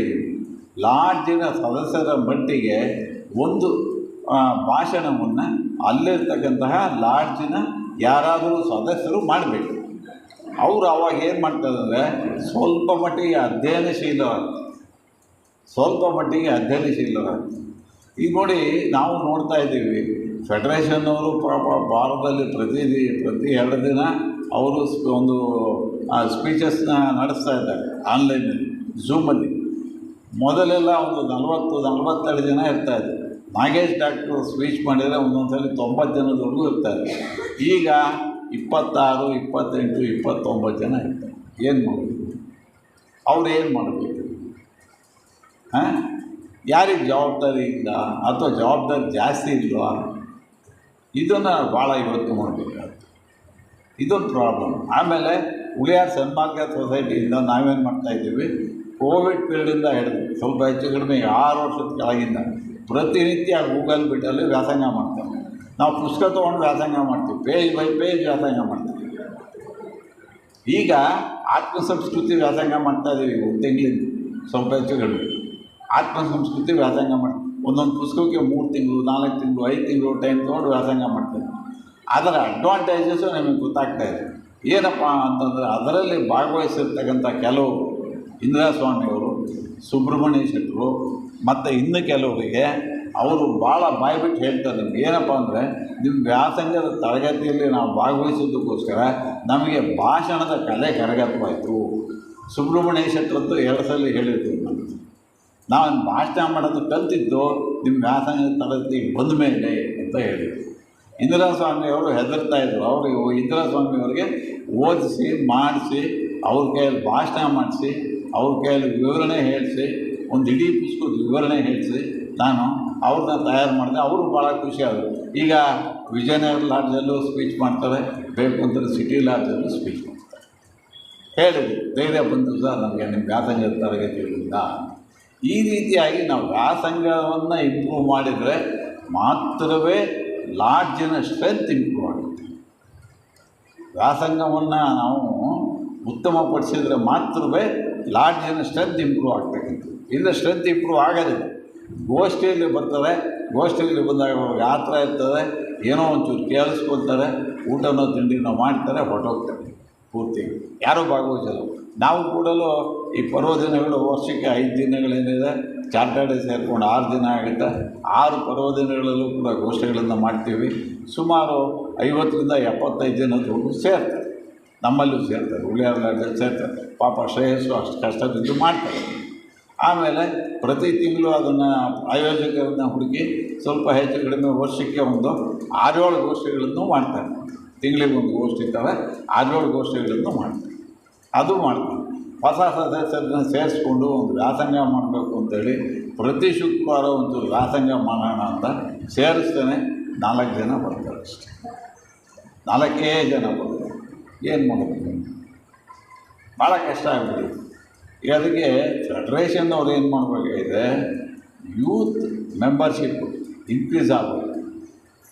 ಆಗಲೇ ಪ್ರೇಮ್ಲೀಲಾ ಅವ್ರು ಹೇಳ್ದಂಗೆ ಬೆಳೆ ತಲೆಗಳು ಆರೋಗ್ಯ ಇದ್ದವರು ಈಗ ನೋಡಿ ಇರ್ತಕ್ಕಂಥವ್ರಲ್ಲಿ 80, 84, 85 ಎಲ್ಲ ಅವರೇ ಇರೋದು ವಯಸ್ಸು. ಏನು ಮಾಡ್ತಾರೆ ಅವರು? ಎಷ್ಟು ದಿವಸ ಮಾಡ್ಬೋದು? ಮಾಡಲಿಕ್ಕಾಗಲ್ಲ ಅವ್ರ ಕೈ. ಅವ್ರನ್ನ ಬಿಟ್ಟು ಬೇರೆಯವ್ರು ಮಾಡೋದೇ ಇಲ್ಲ. ಅದಕ್ಕೆ ಸ್ವಲ್ಪ ಯೂತ್ ಪ್ರೋಗ್ರಾಮ್ಸ್ನ ಜಾಸ್ತಿ ಮಾಡ್ತಾರೆ. ಅದನ್ನ ಮಾಡಿದ್ರು ಸ್ವಲ್ಪ ಫೆಡರೇಷನ್ನು ಈಗಲೂ ಮಾಡ್ತಾಯಿದ್ದಾರೆ ಅಂತ ಅನ್ನಿಸ್ತದೆ. ಶಾಲೆಗಳಿಗೆ ಹೋಗಿ ಮಾಡ್ತಕ್ಕಂಥದ್ದು ಅವರೆಲ್ಲ ಮಾಡ್ತಾಯಿದ್ದಾರೆ ಅಂತ ಅನ್ನಿಸ್ತದೆ. ಅದನ್ನು ಝೋನಲ್ ಲೆವೆಲಲ್ಲಿ ಎಕ್ಸ್ಟೆಂಡ್ ಮಾಡೋದಕ್ಕೆ ಟ್ರೈ ಮಾಡ್ತೀವಿ. ಯಾವುದಾನ ಒಂದು ಕಾಲೇಜು, ಒಂದು ಶಾಲೆ, ಒಂದು B.Ed ಕಾಲೇಜು, ಆ ಥರ ಕಾಲೇಜುಗಳನ್ನು ಆಯ್ಕೆ ಮಾಡ್ಕೊಂಡು ಮಾಡೋದು.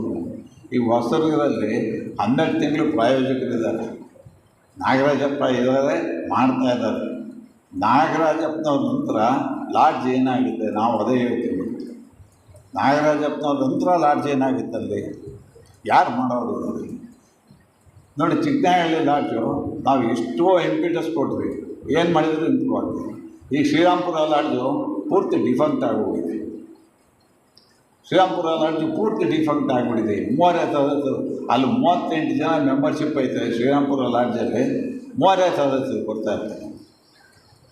ಅದರಲ್ಲಿ 3ರಲ್ಲಿ ಗೋಪಾಲಕೃಷ್ಣ ಶೆಟ್ಟಿ ಒಂದು ಕಾಲ ಬೆಂಗಳೂರಲ್ಲಿ ಇಟ್ಟಿದ್ದಾರೆ, ಅಪರೂಪಕ್ಕೆ ಒಂದ್ಸಲಿ ಬರ್ತಾರೆ. ಡಾಕ್ಟ್ರ್ ಗೋಪಾಲಕೃಷ್ಣ ಬರೋದಿಲ್ಲ. ಆಮೇಲೆ ನಮ್ಮ ಇವರು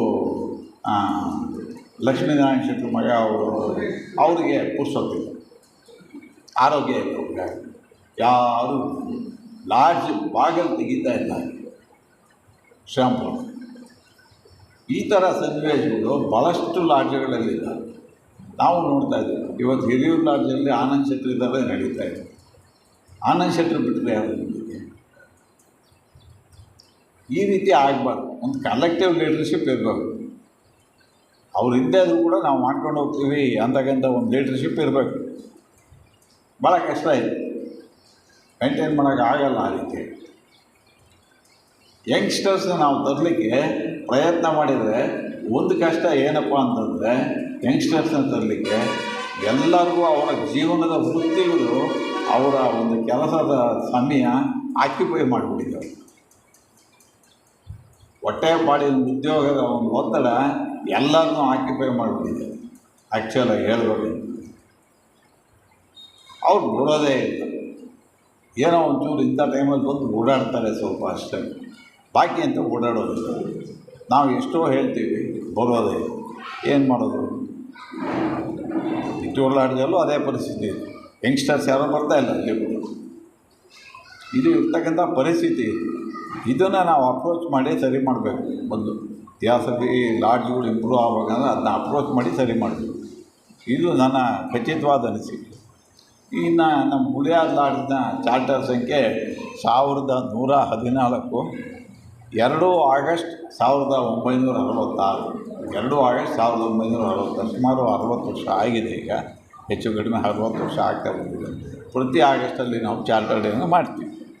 ಇನ್ನು ಸ್ಥಿರಾಸ್ತಿ ನಿವೇಶನ ವಿವರ ಅಂತಂದರೆ ನಮ್ಮಲ್ಲಿ ನಮ್ಮ ಹುಳಿಯಾರ್ ಸನ್ಮಾರ್ಗ ಇತಿಹಾಸ ಸೊಸೈಟಿಯಲ್ಲಿ ಬೈ ಬಿಗಿನಿಂಗ್ ಮೊದಲಿಂದಲೇ ಇಲ್ಲಿ ಕಾಂಪ್ಲಿಕೇಶನ್ ಕ್ರಿಯೇಟ್ ಮಾಡಿ ಹೋಗ್ಬಿಟ್ಟಿದೆ. ಇಲ್ಲಿ ಒಂದು ಕಾಂಪ್ಲಿಕೇಶನ್ ಕ್ರಿಯೇಟ್ ಮಾಡಿ ಹೋಗ್ಬಿಟ್ಟಿದೆ.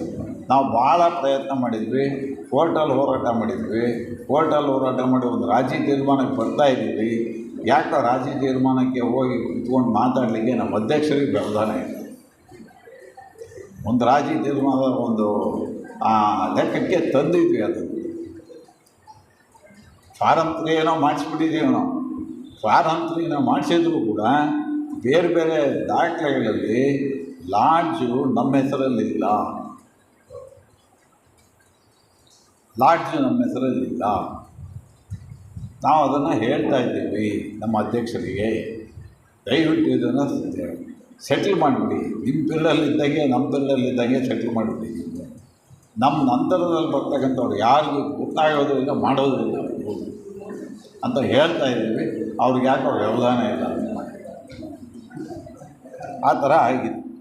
ಇನ್ನು ಅಧ್ಯಕ್ಷರು, ಕಾರ್ಯದರ್ಶಿ, ಖಜಾಂಚಿ. ಅಧ್ಯಕ್ಷರು, ಕಾರ್ಯದರ್ಶಿಗಳಿದ್ದಾರೆ, ಉಪಾಧ್ಯಕ್ಷರಿದ್ದಾರೆ. ಅಧ್ಯಕ್ಷರು ಡಿ ಬಸವರಾಜಯ್ಯನವರು, ಉಪಾಧ್ಯಕ್ಷರು ನಮ್ಮ ಮಹೇಶ್ ಅವರು, ಕಾರ್ಯದರ್ಶಿಗಳು ಟಿ ಎನ್ ಶ್ರೇಯಸ್ಸು. ಹಾಗೆ ಲಾಡ್ಜ್ ಸದಸ್ಯರ ಸಂಖ್ಯೆ ಸುಮಾರು ಒಂದು 69 ಇದೆ. 69 ಜನ ಇದ್ದಾರೆ ಸದಸ್ಯರು. ಲಾಡ್ಜಿನ ಆಸ್ತಿ ವಗೈರೆ ಸಂಬಂಧಿತ ವಿವಾದಗಳು ಇದ್ದಾವೆ. ಗೋಷ್ಠಿ ಮುಂತಾದ ಕಾರ್ಯಕ್ರಮಗಳ ವಿವರ ಹೇಳಿದೆ ನಾನು. ವರ್ಷಕ್ಕೆ 5 ಪರ್ವದಿನಗಳನ್ನ ಮಾಡ್ತೀವಿ. ಸುಮಾರು 6-7 ಮಾಸಿಕ ಸಮಾವೇಶಗಳನ್ನು ಮಾಡ್ತೀವಿ. ಪ್ರತಿ ವಾರ ಜ್ಯೋತಿ ಪೂಜೆಯನ್ನು ಮಾಡ್ತೀವಿ. ವಾರ್ಷಿಕ ಮಹಾಸಭೆ ವಿವರ. ವಾರ್ಷಿಕ ಮಹಾಸಭೆ ನಡೆದಿಲ್ಲ. ನಾವು ಫೋನ್ನಲ್ಲಿ ಭಾಳ ಸರಿ ಒತ್ತಾಯ ಮಾಡಿದ್ರು ಕೂಡ ಕರೆಯೋಕ್ಕೆ ಆಗಿಲ್ಲ. ಅವ್ರಿಗೆ ನಮಗೆ ಗೊತ್ತಿಲ್ಲ ಯಾಕೆ ಅಂತ. ನಮಗೆ ಗೊತ್ತಿಲ್ಲ, ಕಾರಣ ಹೇಳಿಲ್ಲ ಅವರು ಯಾಕೆ ಅಂತ. ಮಹಾಸಭೆಯನ್ನು ಕರೆದಿದ್ದು, ಲೆಕ್ಕಗಳ ಮಂಡನೆ ಆಗಿಲ್ಲ. ಅದು ಇರ್ತಕ್ಕಂಥ ವಿಚಾರ. ಇದನ್ನೆಲ್ಲ ಝೋನಲ್ ಆರ್ಗನೈಸರ್ ಇರೋದ್ರಿಂದ ನಾನು ಹೇಳ್ತಾ ಇದ್ದೀನಿ ಅಷ್ಟೇ. ನಾವು ಝೋನಲ್ ಆರ್ಗನೈಸರ್ ಆಗಿದ್ದಾಗ ನಾವು ಒತ್ತಾಯ ಮಾಡಿ ಅಲ್ಲಿ ಮಹಾಸಭೆ ನಡೆಯೋ ಥರ ನೋಡ್ತಾ ಇದ್ದೀವಿ. ನೀವು ಇಂಥ ದಿವಸ ಇಟ್ಕೊಳ್ಳಿ, ನಾನು ಬರ್ತೀನಿ ಅಂತೇಳಿ. ನಿಟ್ಟೂರು ಲಾಡ್ಜಲ್ಲಿ ಕಾಂಪ್ಲಿಕೇಶನ್ ಇತ್ತು.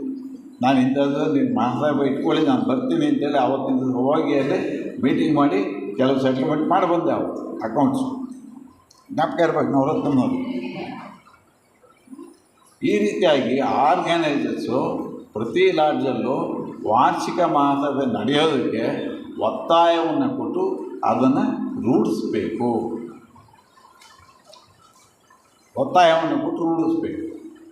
ಭಾಳ ಮುಖ್ಯ. ಆಮೇಲೆ ಭಾರತ ಸಮಾಜ ಪೂಜೆ ವಿವರ ಹೇಳಿದ್ದೀನಿ. ಲಾಡ್ಜ್ಗೆ ಭವಿಷ್ಯದ ಪದಾಧಿಕಾರಿಗಳನ್ನು ತರಬೇತಿ ಮಾಡುವ ವಿಚಾರ. ಯಾರು ಬರೋದೇ ಇಲ್ಲ. ಏನು ಯಾರು ತಯಾರು ಮಾಡೋದು? ಯಾರು ಬರ್ತಾ ಇರಲಿಲ್ಲ. ಈಗ ನಮ್ಮ ಲಾಡ್ಜಲ್ಲಿ ಸ್ವಲ್ಪ ಜಗದೀಶ್ ಮಿಶ್ರು, ಒಂದು ಸ್ವಲ್ಪ ಶ್ರೇಯಸ್ಸು ಒದ್ದಾಡ್ಕೊಂಡು ಏನಾದ್ರು ಮಾಡಿದರೆ ಒಂದು ಉಂಟು ಕಾರ್ಯಕ್ರಮ. ಇದ್ದರೆ ಇಲ್ಲ ಕಾರ್ಯಕ್ರಮ. ಏನು ಮಾಡೋದು? ನನಗೆ ಆರೋಗ್ಯ ಎಲ್ಲ ನಾನು ಮಾಡ್ತಾಯಿದ್ದೀನಿ. ಈ ಥರ ಸನ್ನಿವೇಶಗಳು ಉಳಿಯಾರ ಲಾಡ್ಜಲ್ಲಿ ಭಾಳ ಆಗಿಬಿಟ್ಟಿದೆ. ನಾವು ಒಳಗಡೆ ಪೇಚಾಡ್ತೀವಿ, ಮಾಡಲಿಕ್ಕೆ ಶಕ್ತಿ ಇಲ್ಲ. ಹೊರಗಡೆ ಮಾಡ್ಸೋಕ್ಕಾಗಲ್ಲ. ಫೋನ್ ಮಾಡಿ ಹೇಳಿದಾಗ ಅವರು ಒಬ್ಲೈಜ್ ಮಾಡಿದರೆ ಭಾಳ ಚೆನ್ನಾಗಿರುತ್ತೆ. ಫೋನ್ ಮಾಡಿ ಹೇಳಿದಾಗ ಕೂಡ ಅವರು ಒಬ್ಲೈಜ್ ಮಾಡಿದಾಗ ನಾವು ಹೆಚ್ಚಾಗಿ ಒತ್ತಾಯ ಮಾಡಲಿಕ್ಕೆ ಆಗಲ್ಲ. ಅವ್ರವ್ರ ಮನೇದೇ ಬೇಕಾದಷ್ಟು ಇರುತ್ತೆ. ನಮ್ಮ ಮನೇದೇ ಭಾಳ ಇದೆ ಕಂಡ್ರೆ ಹೋಗಿದೆ ಅಂದರೆ ನಾವೇನು ಮಾಡೋಕ್ಕಾಗುತ್ತೆ? ಏನು ಮಾಡೋಕ್ಕೆ ಅಲ್ವೇ? ಅವ್ರವ್ರ ಕಷ್ಟಗಳು ಅವ್ರದ್ದು ಭಾಳ ಕಷ್ಟ ಇದೆ. ಒಂದು ಸಂಸ್ಥೆನ ಕಟ್ಟಿ ಮೇಂಟೈನ್ ಮಾಡ್ತಕ್ಕಂಥದ್ದು. ದಯಮಾಡಿ ಝೋನಲ್ ಆರ್ಗನೈಸರ್ಸು, ಚೀಫ್ ಆರ್ಗನೈಸರ್ಸು ಇದ್ರ ಬಗ್ಗೆ ಗಮನ ಕೊಟ್ಟು ಮಹಾಸಭೆಗಳು ನಡೆಯೋ ರೀತಿ ನೋಡಿ. ಹಾಗೆಯೇ ನಾನು ಹೇಳಿದಾಗ 15 ದಿವಸಕ್ಕೊಂದು ಸ್ಪೀಚ್ ಆಯಾ ಲಾಡ್ಜ್ ಮಟ್ಟದಲ್ಲಿ ಆಯಾ ಲಾಡ್ಜ್ ಸದಸ್ಯರು ಮಾಡಿಕೊಂಡು ವ್ಯಾಸಂಗ ಮಾಡಿ ಥಿಯಾಸಫಿಯನ್ನು ಹೇಳಿ ರೂಢಿ ಮಾಡ್ಕೋಬೇಕು. ಭಾಷಣ ಮಾಡ್ತಕ್ಕಂಥದ್ದು ರೂಢಿ ಮಾಡ್ಕೋಬೇಕು. ಫಾರ್ ಎಕ್ಸಾಂಪಲ್ ಹಿರಿಯೂರಲ್ಲಿ ಜೋಗಪ್ಪ ಅವರು ಇದ್ದರು, ಚೆನ್ನಾಗಿ ಮಾತಾಡ್ತಾರೆ. ಈಗ ಮುಂದಕ್ಕೆ ಬರ್ತಾಯಿಲ್ಲ ಜೋಗಪ್ಪ. ಯಾಕೆ? ಜೋಗಪ್ಪ ಚೆನ್ನಾಗಿ ಮಾತಾಡ್ತಾಯಿದ್ರು, ಥಿಯಾಸಫಿ ಓದ್ತಾಯಿದ್ರು. ಹಾಂ, ಬರ್ತಾಯಿಲ್ಲ. ಅದೇ ಮತ್ತೆ ಬರ್ತಾಯಿಲ್ಲ. ಯಾಕೆ ಆ ಥರ ಯಾಕಾಯಿತು? ಹೀಗೆ ಒಂದೊಂದು ಲಾಡ್ಜಲ್ಲಿ ಒಂದೊಂದು ಸಮಸ್ಯೆ. ನಾನು ಕೆಲವು ಲಾಡ್ಜ್ಗಳಲ್ಲಿ ನೋಡಿದ್ದೇನೆ, ಒಳ್ಳೆ ಚೆನ್ನಾಗಿ ಮಾತಾಡ್ತಕ್ಕಂಥ ಸ್ವಲ್ಪ ದಿನ ಇರ್ತಾರೆ, ಯಾಕೋ ಹೊರಗೆ ಹೋಗ್ಬಿಡ್ತಾರೆ. ಮತ್ತೆ ಯಾಕೆ ಅಂದರೆ ಅವ್ರಿಗೆ ಆಪರ್ಚುನಿಟಿ ಸಿಗೋಲ್ಲ, ಅವರಿಗೆ ಅವಕಾಶಗಳು ಸಿಗೋದಿಲ್ಲ. ಅವಕಾಶಗಳನ್ನು ಕ್ರಿಯೇಟ್ ಮಾಡಿಕೊಡ್ಬೇಕು ಲಾಡ್ಜಲ್ಲಿ. ಹೇಗೆ 15 ದಿವ್ಸಕ್ಕೆ ಒಂದ್ಸಲಿನಾದ್ರು ಬರೇ ಉಪನ್ಯಾಸ ಸೇರ್ಬೇಕು. ಜ್ಯೋತಿ ಪೂಜೆಗೆ ಒಂದ್ಸಲಿ ಸೇರ್ತೀರ, ಆಗೊಂದು ಉಪನ್ಯಾಸ ಇಟ್ಕೊಳ್ಳಿ, 30 ನಿಮಿಷ ಮಾತಾಡಲಿ. ಅವ್ರಿಗೊಂದು ವಿಷಯ ಕೊಡಿ, ಅವ್ರು ಅದನ್ನು ಅಧ್ಯಯನ ಮಾಡಲಿ, 30 ನಿಮಿಷ ಮಾತಾಡಿ. ನಿಮ್ಮದೇ ಲಾಡ್ಜಲ್ಲಿ ನಿಮ್ಮ ಸ್ಪೀಕರ್ಸು ಡೆವಲಪ್ ಆಗ್ತಾರೆ. ಬೇರೆ ಊರಿಂದ ಕರೆಸ್ತಕ್ಕಂಥ ಪ್ರಮೇಯ ಇರೋದಿಲ್ಲ. ಇವತ್ತು ಬೇರೆಯವರಿಂದ ಬರೋದು ಭಾಳ ಕಷ್ಟ. ಈಗ ಬೆಂಗಳೂರಿಂದ ಉಳಿಯಾರಿಗೆ ಬರ್ಬೇಕಂದ್ರೆ ಭಾಳ ಕಷ್ಟ. ನೋಡಿ ಹೇಳಿದ್ರು ಶ್ರೀಧರು ಕಾರಲ್ಲೇ ಬರಲಿಕ್ಕೆ ಆಗಲಿಲ್ಲ, ಬೆಂಗಳೂರಿಂದ ತುಮಕೂರು ಹೋಗಿ ಬೆಳಿಗ್ಗೆ ಹುಳಿಯಾರಿಂದ ಬೆಂಗಳೂರಿಗೆ ಬರೋದು ಅಷ್ಟೇ ಕಷ್ಟ. 5:15 ಗಂಟೆ 6 ಗಂಟೆ ಜರ್ನಿ ಆಗಿಬಿಡ್ತದೆ ಗಾಡಿ ಬಸ್ಸಲ್ಲಿ ಹೋಗೋದೇ ಇಲ್ಲ, ಯಾರು ಇಷ್ಟಪಡೋದು. ಆ ಕಷ್ಟ ಇರೋದ್ರಿಂದ ನಾವು ಬೇರೆ ಊರಿಂದ ಬರ್ತಕ್ಕಂತಹ ಭಾಷಣಕಾರರನ್ನು ನೆಚ್ಚದೆ ನಮ್ಮದೇ ಊರಲ್ಲಿ ಭಾಷಣಕಾರರನ್ನು ನಾವು ಡೆವಲಪ್ ಮಾಡ್ತೀವಿ. ನಮ್ಮಲ್ಲಿ ನಾವು ಡೈಲಿ ಗೂಗಲ್ ಮೀಟಲ್ಲಿ ವ್ಯಾಸಂಗ ಮಾಡಿಸೋದ್ರಲ್ಲಿ ನಾವೇನು ಮಾಡ್ತೀವಿ ಅಂದರೆ ಪುಸ್ತಕವನ್ನು ಒಂದು ಸ್ವಲ್ಪ ದಿವಸ ನಿಲ್ಲಿಸಿ ಒಬ್ಬೊಬ್ಬರಿಗೆ ಒಂದೊಂದು ಉಪನ್ಯಾಸದ ಒಂದು ವಿಷಯ ಕೊಟ್ಟು ಉಪನ್ಯಾಸ ಮಾಡಿಸ್ತೀನಿ. ಆವತ್ತಿನ ದಿವಸ 1 ಗಂಟೆ ಉಪನ್ಯಾಸ ಮಾಡ್ತಾರೆ ಗೂಗಲ್ ಮೀಟಲ್ಲಿ. ಮನೆಯೆಲ್ಲ ಮಾಡಿಸಿಲ್ವ ಪ್ರೇಮ್ಲಿಲ್ಲ ಅವ್ರ ಮನೆಯೆಲ್ಲ ನಾವು ಮಾಡಿಸಿದ್ವಿ ಪೂರ್ತಿಯಾಗಿ 5 ದಿನ 5 ಉಪನ್ಯಾಸಗಳು ಮಾಡಿಸ್ತೀವಿ. ಅವ್ರಿಗೆ ವಿಷಯ ಕೊಟ್ಟೆ, ಅವ್ರು ಮಾತಾಡಬೇಕು ಆ ವಿಷಯದಲ್ಲಿ. ಓದ್ತಾರೆ ಅವರು ಆ ವಿಷಯವನ್ನು ಗುರ್ತಾಗಿ ಓದ್ತಾರೆ, ಮಾತಾಡ್ತಾರೆ. ಇದು ಭಾಳ ಮುಖ್ಯ ಆಗುತ್ತೆ ಅಂತ ನನಗನ್ಸುತ್ತೆ. ನನ್ನ ಅನುಭವದ ಮಾತಿದು. ಈ ಅನುಭವವನ್ನು ದಯವಿಟ್ಟು ಮಾಡಿ. ಹಾಗೆ ನಮ್ಮ ಉಳಿಯಾದಲಾಗಿನ ಒಂದು ಏನು ನ್ಯೂನತೆ ಈ ಆಸ್ತಿ ವಿವರಣೆಯಲ್ಲಿ ಇದೆ ಅದನ್ನು ದಯವಿಟ್ಟು ಸರಿ ಮಾಡಿಸಿ ಅಂತ ಈ ಮೂಲಕ ನಾನು ಹೇಳ್ತಾ ಇದ್ದೇನೆ. ಇಲ್ಲದೆ ಭಾಳ ಕಷ್ಟ ಆಗುತ್ತೆ ಮುಂದಕ್ಕೆ. ಅವನಾಗಲೇ ಹೋದ್ಸರಿ ಇಲ್ಲಿ ನಾವು ಡೈಮಂಡ್ ಜೂಬಿಲಿ ಫಂಕ್ಷನ್ ಮಾಡಿದಾಗ ಅವ್ರಿಗೆ ಬಸವರಾಜಯ್ಯನವ್ರಿಗೆ ಗೊತ್ತು, JCB ತೊಗೊಂಬಂದ್ಬಿಟ್ಟಿದ್ದ ಹೊಡೆಯೋದಕ್ಕೆ. ಶ್ರೀಧರ್ ಅವ್ರಿಗೂ ಗೊತ್ತೇ, JCB ತೊಗೊಂಬಂದ್ಬಿಟ್ಟಿದ್ದ ಹೊಡೆಯೋದಕ್ಕೆ ಅವನು. ಆ ರೀತಿ ಸನ್ನಿವೇಶಗಳು ಬರೋದು ಬೇಡ ದಯವಿಟ್ಟು ಅಂತ ಎಲ್ಲ ನಾನು ಈ ಮೂಲಕ ಮನವಿ ಮಾಡಿಕೊಡ್ತೀನಿ. ಇಷ್ಟು ಅವಕಾಶ ಕೊಟ್ಟಿದ್ದಕ್ಕೆ ಧನ್ಯವಾದ. ಥ್ಯಾಂಕ್ ಯು ಅಣ್ಣ. ಸಾಕಷ್ಟು ಆಧ್ಯಾತ್ಮದ ನಿಧಿ ಗಣಿ. ಏಕೆಂದರೆ ನಾನು ಸಾಕಷ್ಟು ಅವರ ಜೊತೆ ನಾನು ಸಂವಾದಗಳನ್ನು, ವಿಚಾರಗಳನ್ನು, ಅವಕಾಶಗಳನ್ನು ಪಡ್ಕೊಂಡಿದ್ದೀನಿ. ನಂಜುಂಡ ಶೆಟ್ಟರು ನಮ್ಮನ್ನು ಅಗಲಿದ ಮೇಲೆ ನಮ್ಮನ್ನೆಲ್ಲ ಉತ್ತೇಜಿಸ್ತಾ ಇರೋದು ಪರೋಕ್ಷವಾಗಿ, ವೈಜ್ಞಾನಿಕವಾಗಿ ನಮ್ಮನ್ನೆಲ್ಲ ಬೆಳೆಸ್ತಾ ಇರೋದು ಗೋಪಾಲ್ ಅವರೇ. ಆದರೆ ನಮ್ಮಲ್ಲಿ ಸ್ವಲ್ಪ ಕೊರತೆಗಳು ಇರುತ್ತೆ. ಆ ಕೊರತೆಯನ್ನು ನಾವು ಈಗ ಸಾಧ್ಯವಾದಷ್ಟು ನಾವೇ ಸರಿಪಡಿಸ್ಕೊಳ್ಳೋಕ್ಕೆ ಪ್ರಯತ್ನ ಪಡಬೇಕು. ಏಕೆಂದರೆ ನಾನು ಇಲ್ಲಿ ಬೆಳೆದಂಥ ಹುಟ್ಟಿದಂಥ ಒಂದು ನಿಧಿ ಇಲ್ಲಿ. ಏಕೆಂದರೆ ಅವತ್ತು ಸುವರ್ಣ ಯುಗ ಆಗಾಗಿತ್ತು. ನಮ್ಮ ನಂಜುಂಡ ಶೆಟ್ಟರು ಇದ್ದಾಗ ಸುಮಾರು ಒಂದು 10ರಿಂದ 15 ಜನ ತಯಾರಾಗಿ ಬಂದಿದ್ದು. 10ರಿಂದ 15 ಜನ ಹೊರಗಡೆ ಹಂಚಿ ಹೋಗಿದ್ದೀವಿ. ಆದರೂ ಕೂಡ ನಾವು ಆವತ್ತು ಪಡ್ಕೊಂಡಂಥ ಒಂದು ನಿಜವಾದ ಜ್ಞಾನ ಇವತ್ತು ನಮ್ಮನ್ನು ಈ ಒಂದು ಉತ್ತಮ ಸ್ಥಿತಿಗೆ ತೆಗೆದುಕೊಂಡು ಹೋಗೋದಕ್ಕೆ ಕಾರಣವಾಗಿದೆ. ನಾವು ಏನು ಪಡೆದಿದ್ದೀವಿ ಅದನ್ನು ಎಲ್ರಿಗೂ ಕೂಡ ಹಂಚೋದಕ್ಕೆ ಪ್ರಯತ್ನ ಪಡೋಣ. ಸಾಕಷ್ಟು ಸಜೆಷನ್ಸ್ ಕೊಟ್ಟರು. ವಿದ್ಯಾರ್ಥಿಗಳ ಮಟ್ಟಕ್ಕೆ ಹೋಗೋಣ. ನಾವು ವಿದ್ಯಾರ್ಥಿಗಳಲ್ಲಿ ಶಾಲಾ ಕಾಲೇಜುಗಳಲ್ಲಿ ಹೋಗಿ ಒಂದು ಬೆಳವಣಿಗೆ ಮಾಡಲಿಕ್ಕೆ ಅವಕಾಶ ಮಾಡಿಕೊಳ್ಳೋಣ. ಏಕೆಂದರೆ ಇವತ್ತು ನಾವು ಯಾವುದೋ ಒಂದು ತತ್ವಗಳನ್ನು ಗೊಡ್ಡು ಪುರಾಣ ಹೇಳ್ಕೊಂಡ್ರೆ ಹೋಗೋಲ್ಲ. ಇವತ್ತು ಸೈಂಟಿಫಿಕ್ ಬೇಸಲ್ಲಿ ಪ್ರಾಯೋಗಿಕವಾಗಿ ಅವರ ಪರಿಹಾರಗಳ ಸಮಸ್ಯೆಗಳಿಗೆ ಪರಿಹಾರವನ್ನು ಕೊಡಬೇಕು ನಾವು. ಆಗ ಮಾತ್ರ ಸಾಧ್ಯತೆ ಸಾಧ್ಯ ಆಗುತ್ತೆ. ಆಮೇಲೆ ನಾನು ಬಸವರಾಜಯ್ಯನವರಿಗೆ ಒಂದು ರಿಕ್ವೆಸ್ಟ್, ನಾನು ಝೋನಲ್ ಆರ್ಗನೈಸರ್ ಆಗಿ ಖಂಡಿತ ಬರ್ತೀನಿ. ಜನರಲ್ ಬಾಡಿಗೆ ನೀವು ಅರೇಂಜ್ ಮಾಡಿ. ನೀವು ಯಾವ ಡೇಟ್ ಹೇಳ್ತೀರೋ ನಾನು ಕೆಲಸವನ್ನು ಬಿಟ್ಟು ಬರ್ತೀನಿ. ಅವರು ನಿಮ್ಮಲ್ಲಿರುವಂಥ ಇಂತಹ ದೊಡ್ಡ ಕಟ್ಟಡವನ್ನು, ಭವ್ಯ ಕಟ್ಟಡವನ್ನು, ಬೆಳೆದಿರುವಂಥ ಶಕ್ತಿಯುತವಾದ ಕಟ್ಟಡವನ್ನು ನಾವು ಇನ್ನೂ ಪುನಶ್ಚೇತನಗೊಳಿಸಬೇಕು, ಮಾದರಿ ಕಟ್ಟಡವನ್ನಾಗಿ ಮಾಡಬೇಕು. ಸುಮ್ಮನೆ ಕಟ್ಟಡ ಇಟ್ಕೊಂಡು ಒಳಗಡೆ ಟೊಳ್ಳಾದರೆ ಬಹಳ ಚೆನ್ನಾಗಿರೋದಿಲ್ಲ. ಹಾಗಾಗಿ ದಯವಿಟ್ಟು ನೋಡಿ, ಸಾಕಷ್ಟು ಇದ್ದಾರೆ, ಹಿರಿಯರಿದ್ದಾರೆ, ಅವರ ಒಂದು ಅನಿಸಿಕೆಗಳನ್ನು ಪಡ್ಕೊಳ್ಳಿ. ಇನ್ನು ನಮ್ಮ ಲಾಡ್ಜಿನ ಹೇಳಿದ್ರಲ್ಲ, ಅದನ್ನು ಸಾಧ್ಯವಷ್ಟು ಹೈಯರಿಗೆ ಬಿಡೋಣ. ಅವ್ರಿಗೇನು ಅದಕ್ಕೆ ವಿಚಾರಕ್ಕೆ ನಮ್ಮಲ್ಲಿ ಸಾಕಷ್ಟು ಬಿಲಪ್ನವರಿದ್ದಾರೆ, ಗಂಗಾಧರಪ್ಪನವರಿದ್ದಾರೆ, ಅವರು ಶ್ರೀಧರ್ ಸರ್ ಇದ್ದಾರೆ. ಅವರು ಏನು ಸಾಧ್ಯವಾಗುತ್ತೋ ಪ್ರಯತ್ನವನ್ನು ಪಡ್ತಾರೆ. ಹಾಗೆ ಇಷ್ಟು ಹೇಳಲಿಕ್ಕೆ ನಾನು ಬಯಸ್ತೀನಿ ಝೋನಲ್ ಆರ್ಗನೈಸರಲ್ಲಿ. ಇನ್ನು ಮುಂದಿನವರು ನವಚೈತನ್ಯ ಬ್ರಹ್ಮ ವಿದ್ಯಾ ಸಮಾಜ ಶ್ರೀರಾಮ್ಪುರ. ಯಾರೂ ಬಂದೇ ಇಲ್ಲ. ನಾನು ಗೋಪಾಲ್ ಕೃಷ್ಣ ಅವ್ರಿಗೆ ಸಾಕಷ್ಟು ಹೇಳಿದೆ. ಹಾಗೆ ಹತ್ತಿರದ ಒಂದು ಮದುವೆ ಇದರಿಂದ ಹೋದರು. ನಾವು ಈಗ ಸ್ವಂತಕ್ಕಾಗಿ ಸ್ವಲ್ಪ ಪರಾರ್ಥಕ್ಕಾಗಿ ಸಾಕಷ್ಟೊಂದು ಸುಮ್ಮನೆ ಶ್ಲೋಗನ್ ಹೇಳೋದ್ರಿಂದ ಮುಖ್ಯ ಇಲ್ಲ. ಸ್ವಂತದವನ್ನು ತ್ಯಾಗ ಮಾಡಿದ್ರೆ ಮಾತ್ರ ನಾವು ಪರಾರ್ಥಕ್ಕೆ ಒಂದು ಲೋಕ ಕಲ್ಯಾಣಕ್ಕೆ ಸಿದ್ಧವಾಗ್ತೀವಿ. ಇಷ್ಟನ್ನು ನಾವು ಕಡಿಮೆ ಮಾಡ್ಕೊಳ್ತಾ ಹೋಗೋ ಪರ್ಸನಲ್ 10 ಮದುವೆ ಇದ್ದಾಗ ಒಂದು ಬಹಳ ಮುಖ್ಯವಾದಕ್ಕೆ ಹೋಗೋಣ. ನಾವು ಎಲ್ಲದಕ್ಕೂ ಭಾಗವಹಿಸಬೇಕು ಅನ್ನೋಂಥ ಅಗತ್ಯ ಇಲ್ಲ. ನಾವು ಆಧ್ಯಾತ್ಮ ಜೀವಿಗಳಾಗಿ ಆ ಕೆಲಸ ಮಾಡೋಣ. ಇಲ್ಲಿ ಯಾರೂ ಕೂಡ ಬಂದಿಲ್ಲ. ನಾವು ಅದಕ್ಕೆ ಅವರೇ ಅದನ್ನು ಪರಿಹಾರ ನಮ್ಮ ರಿಪೋರ್ಟ್ ಆಗಲಿ ಹೋಗುತ್ತೆ. ನೆಕ್ಸ್ಟು ಇನ್ನು ಕೆಲವು ನನಗೆ ಸಿಗಲೇ ಇಲ್ಲ ಕನೆಕ್ಷನ್ನು. ಆತ್ಮವಿದ್ಯಾ ಬ್ರಹ್ಮ ವಿದ್ಯಾ ಸಮಾಜ ಹೂವಿನ ಹೊಳೆ. ಯಾರ ಬಂದಿದ್ದೀರಾ? ಸರಿ ಹೇಳಿ, ಪರಮೇಶ್ವರಪ್ಪನವರು ಕೊನೆಗೆ ಹೇಳ್ತೀರಾ? Okay sir. ಆಮೇಲೆ ಧರ್ಮಜ್ಯೋತಿ ಬ್ರಹ್ಮವಿದ್ಯಾ ಸಮಾಜ ಮಲಪ್ನಲ್ಲಿ ಹಾಂ ಬಂದಿಲ್ಲ. ಓಕೆ. ಉದಯ ಭಾಸ್ಕರ ಬ್ರಹ್ಮವಿದ್ಯಾ ಸಮಾಜ ಮಧುರೆ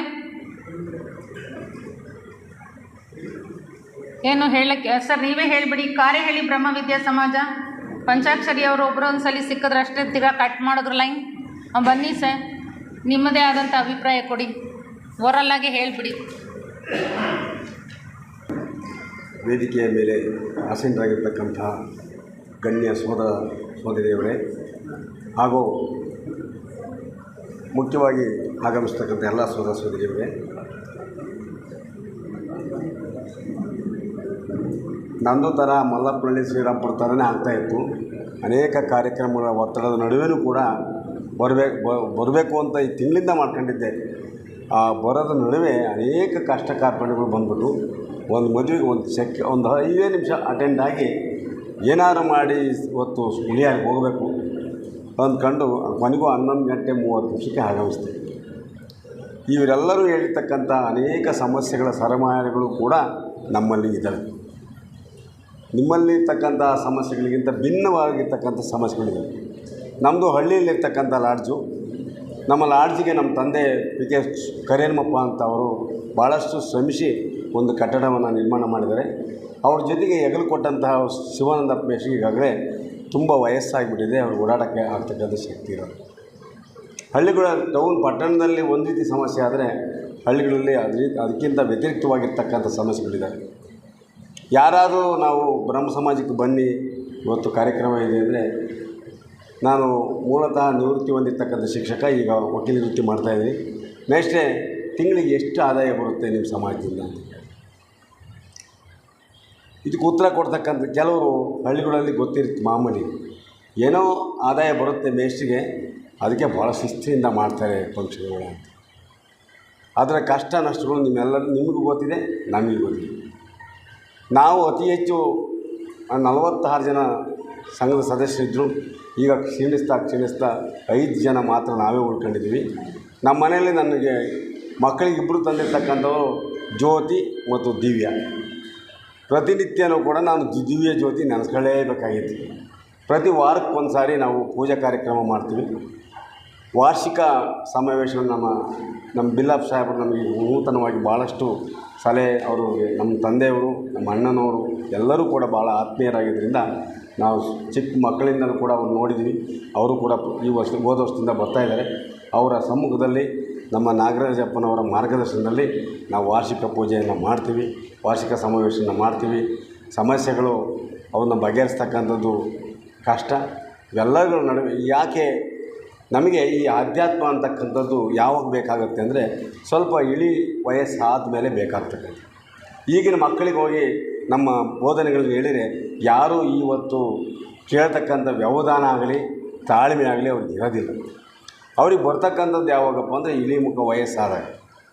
ಆವಾಗಲೇ ಯಾಕೆ ನಾವೊಂದು ದೇವ್ರ ಪೂಜೆ ಮಾಡ್ತೀವಿ, ಯಾಕೆ ಮಾಡ್ತೀವಿ? ಮನಃಶಾಂತಿಗೋಸ್ಕರ ಮಾಡ್ತೀವಿ. ಈ ಬ್ರಹ್ಮ ಸಮಾಜಕ್ಕೆ ಬಂದಂಥ ನಮಗೂ ಮೊದಲು ನಾನು ಕೂಡ ನಮ್ಮ ಜೊತೆ ನಮ್ಮ ತಂದೆಯವ್ರ ಜೊತೆಯಲ್ಲೇ ಜಯಸುವರ್ಣಪುರ ರಾಮಜ್ಜ ಅಂತಕ್ಕಂಥವ್ರು ಬರೋರು.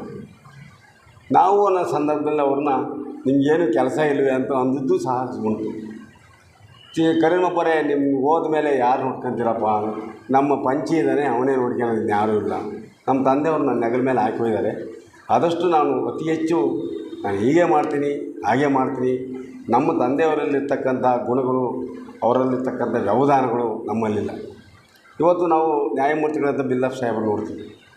ಅದೇ ವರ್ಗದ ನ್ಯಾಯಮೂರ್ತಿಗಳನ್ನು ಕಾಣಬೇಕಾದ್ರೆ 1 ಗಂಟೆನೋ 2 ಗಂಟೆನೋ ಕಾದು ನಾವು ಅಪಾಯಿಂಟ್ಮೆಂಟ್ ತಾಡ್ದು ನಮ್ಮ ಸಾಹೇಬರು ನೋಡೋಕ್ಕೆ ಹೋದರೆ ಇಂಥವ್ರು ಬಂದರೆ ಕಳಿಸಿ, ಫಸ್ಟ್ ಒಳಗೆ ಕಳಿಸಿ. ಅವ್ರ ಮನೆಗೆ ಹೋದ ತಕ್ಷಣ ಒಂದು ಲೋಟ ಕಾಫಿನೋ ಅವ್ರ ಮನೇಲಿ ಏನಿರ್ತೋ ಕೊಟ್ಟು ಮಾತಾಡ್ತೀವಿ. ಆ ಥರ ವಿರಳವಾಗಿರ್ತಕ್ಕಂಥವರು ಭಾಳಷ್ಟು ಈ ಒಂದು ಸಮಾಜದಲ್ಲಿ ಕಡಿಮೆ. ಹಾಗಾಗಿ ನಮ್ಗೆ ಎಷ್ಟು ಶಕ್ತಿ ಇದೆ ಇರ್ತಕ್ಕಂಥ ನಾವೇ ನಮ್ಮದೇ ಆದ ಹಣ ಹಾಕ್ಕೊಂಡು ನಾವು ಯಾರನ್ನೂ ಕೂಡ ನಮ್ಮ ತಂದೆಯವರು ಪಾಪ ಅವರು ಭಾಳ ಪ್ರಯತ್ನಪಟ್ಟು ಮಾಡಿದರು. ನಮ್ಮದೇ ಜಮೀನಿನಲ್ಲಿ ಜಾಗ ಕೊಟ್ಟಿದ್ದೀವಿ, ಜಾಗದಲ್ಲಿ ಕಟ್ಟಡ ಕಟ್ಟಿದ್ದಾರೆ. ಆ ಕಟ್ಟಡ ಕಟ್ಟೋದಕ್ಕೆ ಅನೇಕ ಜನ ಸಹಕಾರ ಮಾಡಿದ್ದಾರೆ. ಪಾಪ ಅವರಿಗೆ ನಾನು ಕೃತಜ್ಞತೆಯನ್ನು ಸಲ್ಲಿಸಬೇಕಾಗತ್ತೆ. ಬಟ್ ನಾವು ನಾವು ಆ ಥರ ಕೇಳೋ ಒಂದು ವ್ಯವಧಾನ ನನಗೆ ಇಲ್ಲ. ಇವತ್ತು ಅವತ್ತಿನಿಂದ ಆರ್ಥಿಕ ಪರಿಸ್ಥಿತಿ ಇವತ್ತು ಇದ್ದಿದ್ರೆ ನಮ್ಮ ತಂದೆಯವರು ಅಪ್ಪ ನೀನು ಯಾರನ್ನೂ ಕೇಳಬೇಡ, ನಾನು ಒಬ್ಬನೇ ಕಳಿಸ್ಕೊಡ್ತೀನಿ ಅಂತಿದ್ದೆ. ಆದರೆ ಇವತ್ತು ಪೂಜಾ ಕಾರ್ಯಕ್ರಮಗಳನ್ನು ವಾರ್ಷಿಕ ಸಮ್ಮೇಳನಗಳನ್ನು ನಡೆಸ್ಕೊಂಡು ಹೋಗ್ತಾಯಿದೆ. ನಿಮ್ಮೆಲ್ಲರ ಸಹಕಾರ ನನಗಿರಲಿ ಅಂತ ಹೇಳ್ತಾ ನಾನು ಎರಡು ಮಾತು. ಪಂಚಾಕ್ಷರಿ ಸರ್ ಬಂದಿದ್ದೀರಲ್ಲ, ಅದೇನು ಭಾಗವಹಿಸ್ದಲ್ಲೇ ಇರೋದಕ್ಕಿಂತ ಭಾಗವಹಿಸೋದು ಬಹಳ ಮುಖ್ಯ ಅನಿಸುತ್ತೆ, ಹೌದಲ್ವಾ? ತುರುವೇಕೆರೆ ಲಾಡ್ಜ್ನವ್ರು ಯಾರಾದರೂ ಬಂದಿದ್ದೀರಾ? ತುರುವೇಕೆರೆ ಲಾಡ್ಜ್ ಇಲ್ಲ, ಅಲ್ಲಿ ಸಕ್ರಿಯವಾಗಿ ಏನೂ ಇಲ್ಲ. ಆದರೆ ನಾನು ಪಂಚಾಕ್ಷರಿ ಅವರಿಗೆ ಹೇಳೋದು ನೋಡಿ, ಮೂಲತಃ ಶಿಕ್ಷಕರು ಆದಾಗ ದಯವಿಟ್ಟು ನಾವು ಮೊದಲು ಇನ್ನಷ್ಟು ಜ್ಞಾನವನ್ನು ಪಡೆಯೋಣ. ಗೂಗಲ್ಲು ಅಥವಾ ಪುಸ್ತಕಗಳ ಮೊರೆ ಹೋಗಿ ಪುಸ್ತಕಗಳ ಸಂಪರ್ಕವನ್ನು ಪಡ್ಕೊಳ್ಳಿ. ಆಗ ನಮಗೆ SMS ಅನ್ನೋದು ಗೊತ್ತಾಗುತ್ತೆ. ಸ್ಟಡಿ, ಮೆಡಿಟೇಷನ್ ಆ್ಯಂಡ್ ಸರ್ವಿಸ್ ಮೂರಕ್ಕೂ ಮಹತ್ವ ಕೊಟ್ಟಾಗ ಮಾತ್ರ ನಾವು ಬೆಳೀಲಿಕ್ಕೆ ಸಾಧ್ಯ ಆಗುತ್ತೆ, ಪ್ರಭಾವ ಬೀರಲಿಕ್ಕೆ ಸಾಧ್ಯ ಆಗುತ್ತೆ. ಇವತ್ತಿನ ಬದಲಾವಣೆಗೆ ತಕ್ಕಂತೆ ನಾವು ವರ್ತನೆ ಮಾಡಬೇಕು. ನಾವು ಹೆಚ್ಚು ಜ್ಞಾನವನ್ನು ಪಡಿತಾ ಹೋದಾಗ ನಮ್ಮಲ್ಲೂ ಆಂತರಿಕವಾಗಿ ಜ್ಞಾನ ಉದಯವಾಗುತ್ತೆ, ವಿಸ್ಡಮ್. ಆಗ ಮಾತ್ರ ಪ್ರಚಾರಕ್ಕೆ ನಾವು ಶಕ್ತಿಯುತರಾಗ್ತೀವಿ. ದಯವಿಟ್ಟು ಅನ್ಯತಾ ಭಾವಿಸ್ದೆ ಇದನ್ನು ಫಾಲೋ ಮಾಡಿ ಅಂತ ಮನವಿ. ಕೊನೆಯದಾಗಿ ನಮ್ಮ ಪರಮೇಶ್ವರಪ್ಪನವರು ಕಾರೆಹಳ್ಳಿ ಹೂವಿನ ಹೊಳೆ ಲಾಡ್ಜಿನ ಪರವಾಗಿ ತಿಳಿಸಿ.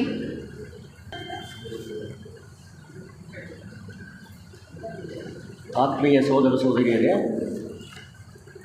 ನಮ್ಮ ಲಾಡ್ಜಿನ ಒಂದು ವರದಿನ ಪ್ರಾಮಾಣಿಕವಾಗಿ ನಿಮ್ಮ ಮುಂದಿಡ್ತೀನಿ. ಪ್ರಾಮಾಣಿಕ ಅಂತ ಯಾಕೆ ಹೇಳ್ತೀನಿ ಅಂದರೆ ಆ್ಯಕ್ಟಿವಿಟೀಸ್ ಇಲ್ಲ ಅಲ್ಲಿ ಅಂತ. ಸೊಸೈಟಿಯ ಪ್ರಾರಂಭ 1977ರಲ್ಲಿ ಆಗಿ ಸುಮಾರು 7 ಜನ ಸದಸ್ಯರಾಗಿದ್ದರು ಅವಾಗ. 1986ರಲ್ಲಿ ಒಂದು ವ್ಯಾಸಂಗಗೋಷ್ಠಿ ಮಾಡಿದ್ವಿ. ಆವಾಗ ನಮ್ಮನ್ನು ಕಾರ್ಯದರ್ಶಿ ಮಾಡಿದರು. ಇನ್ನೊಬ್ಬರು MS ಲಿಂಗಣ್ಣ ಅಂತ ಒಬ್ಬರು ಅಧ್ಯಕ್ಷರಾದರು. ಒಂದು 2-3 ವರ್ಷ ನಡ್ಕೊಂಡು ಬಂದಮೇಲೆ ಅವರು ಎಕ್ಸ್ಪೈರ್ ಆದರು. ನಾನು ಊರು ಬಿಟ್ಬಿಟ್ಟು ಬೆಂಗಳೂರು ಸೇರಿದೆ. ಸೊ ಅದರಿಂದ ಪ್ರಾಮಾಣಿಕವಾಗಿ ಹೇಳ್ಬೇಕಂದ್ರೆ ಅಲ್ಲಿ ಯಾವುದೋ ಕಾರ್ಯಕ್ರಮ ನಡೀತಾ ಇಲ್ಲ. ಇವ್ರು ಕೇಳಿರೋ ಪ್ರಶ್ನೆಗೆ ಮಾತ್ರ ಉತ್ತರ ಬರ್ಕೊಂಬಂದಿದ್ದೀನಿ ನಾನು. ಸೊಸೈಟಿಯ ಪ್ರಾರಂಭ 1977. ಆಸ್ತಿ ಇಲ್ಲ, ಸದಸ್ಯರ ಸಂಖ್ಯೆ 11 ಜನ. ಲಾಡ್ಜ್ ಉಳಿಸ್ಲಿಕ್ಕೋಸ್ಕರನ ನಮ್ಮ ಮನೆಯವ್ರನ್ನೇ ಎಲ್ಲ 11 ಜನ ಸದಸ್ಯರು ಮಾಡಿದ್ದೀನಿ. ಆ ಸಂಬಂಧಿಕರು ನಮ್ಮ ಸಂಬಂಧಿಕರೇನೆ ಎಲ್ಲರೂ ಬೆಂಗಳೂರಲ್ಲಿದ್ದಾರೆ, ನಾನು ಬೆಂಗಳೂರಲ್ಲಿದ್ದೀನಿ.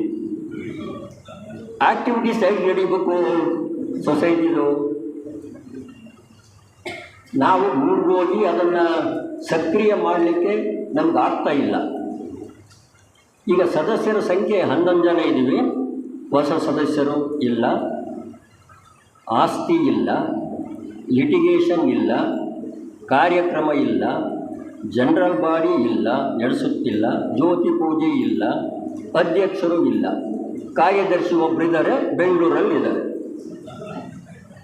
ಇದು ಲಾಡ್ಜ್ನ ವರದಿ.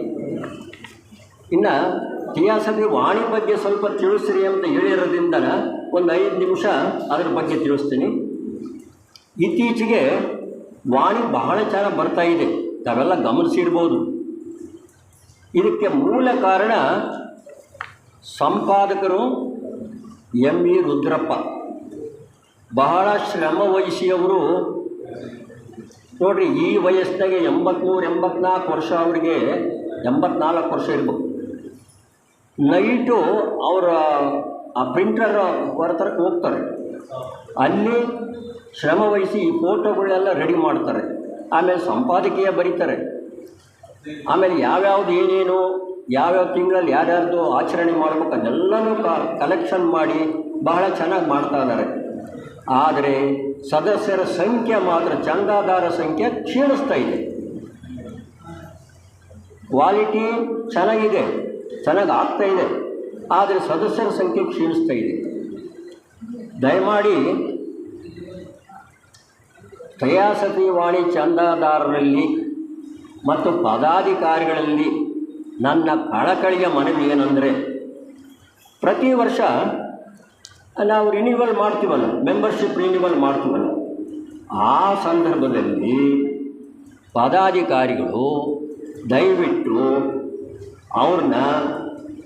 ಅವರಿಗೆ ಒಪ್ಪಿಸಿ ಅವರಿಂದ 100 ರೂಪಾಯಿ ಚಂದಾ ಹಣವನ್ನು ಕಲೆಕ್ಟ್ ಮಾಡಿರಿ.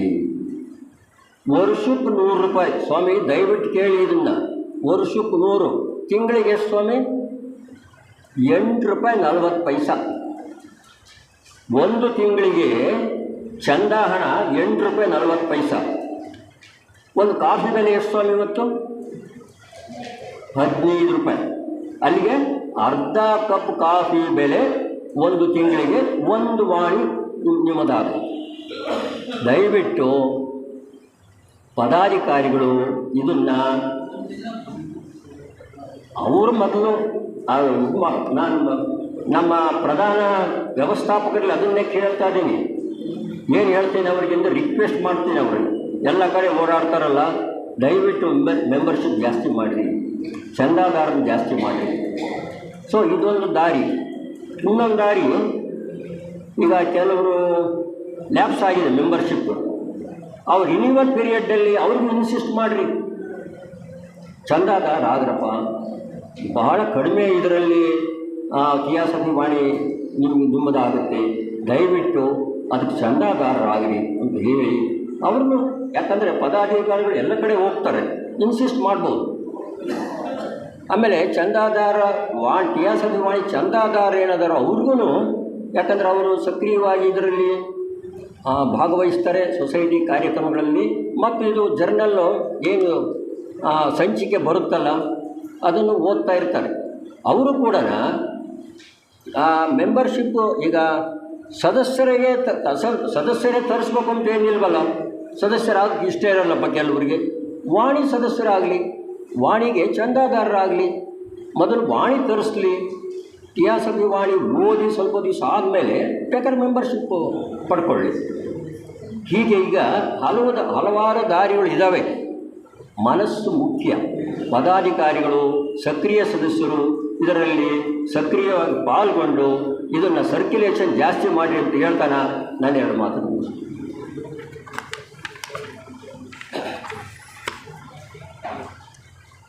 ಸಾಕಷ್ಟು ಸಲಹೆಗಳನ್ನು ಕೊಟ್ಟಿದ್ದಾರೆ. ಬಿಲ್ಲಪ್ನವರು, ನಿವೃತ್ತ ನ್ಯಾಯಾಧೀಶರು ದಯವಿಟ್ಟು ತಮ್ಮ ಅನಿಸಿಕೆಗಳನ್ನು ನೀಡಬೇಕು ಅಂತ ಕೇಳ್ಕೊಳ್ಳಿ. ನ್ಯಾಯಮೂರ್ತಿಗಳು ಹಾಗೆ ಎಕ್ಸಿಕ್ಯೂಟಿವ್ ಕಮಿಟಿ ಪರ್ಮನೆಂಟ್ ಮೆಂಬರ್.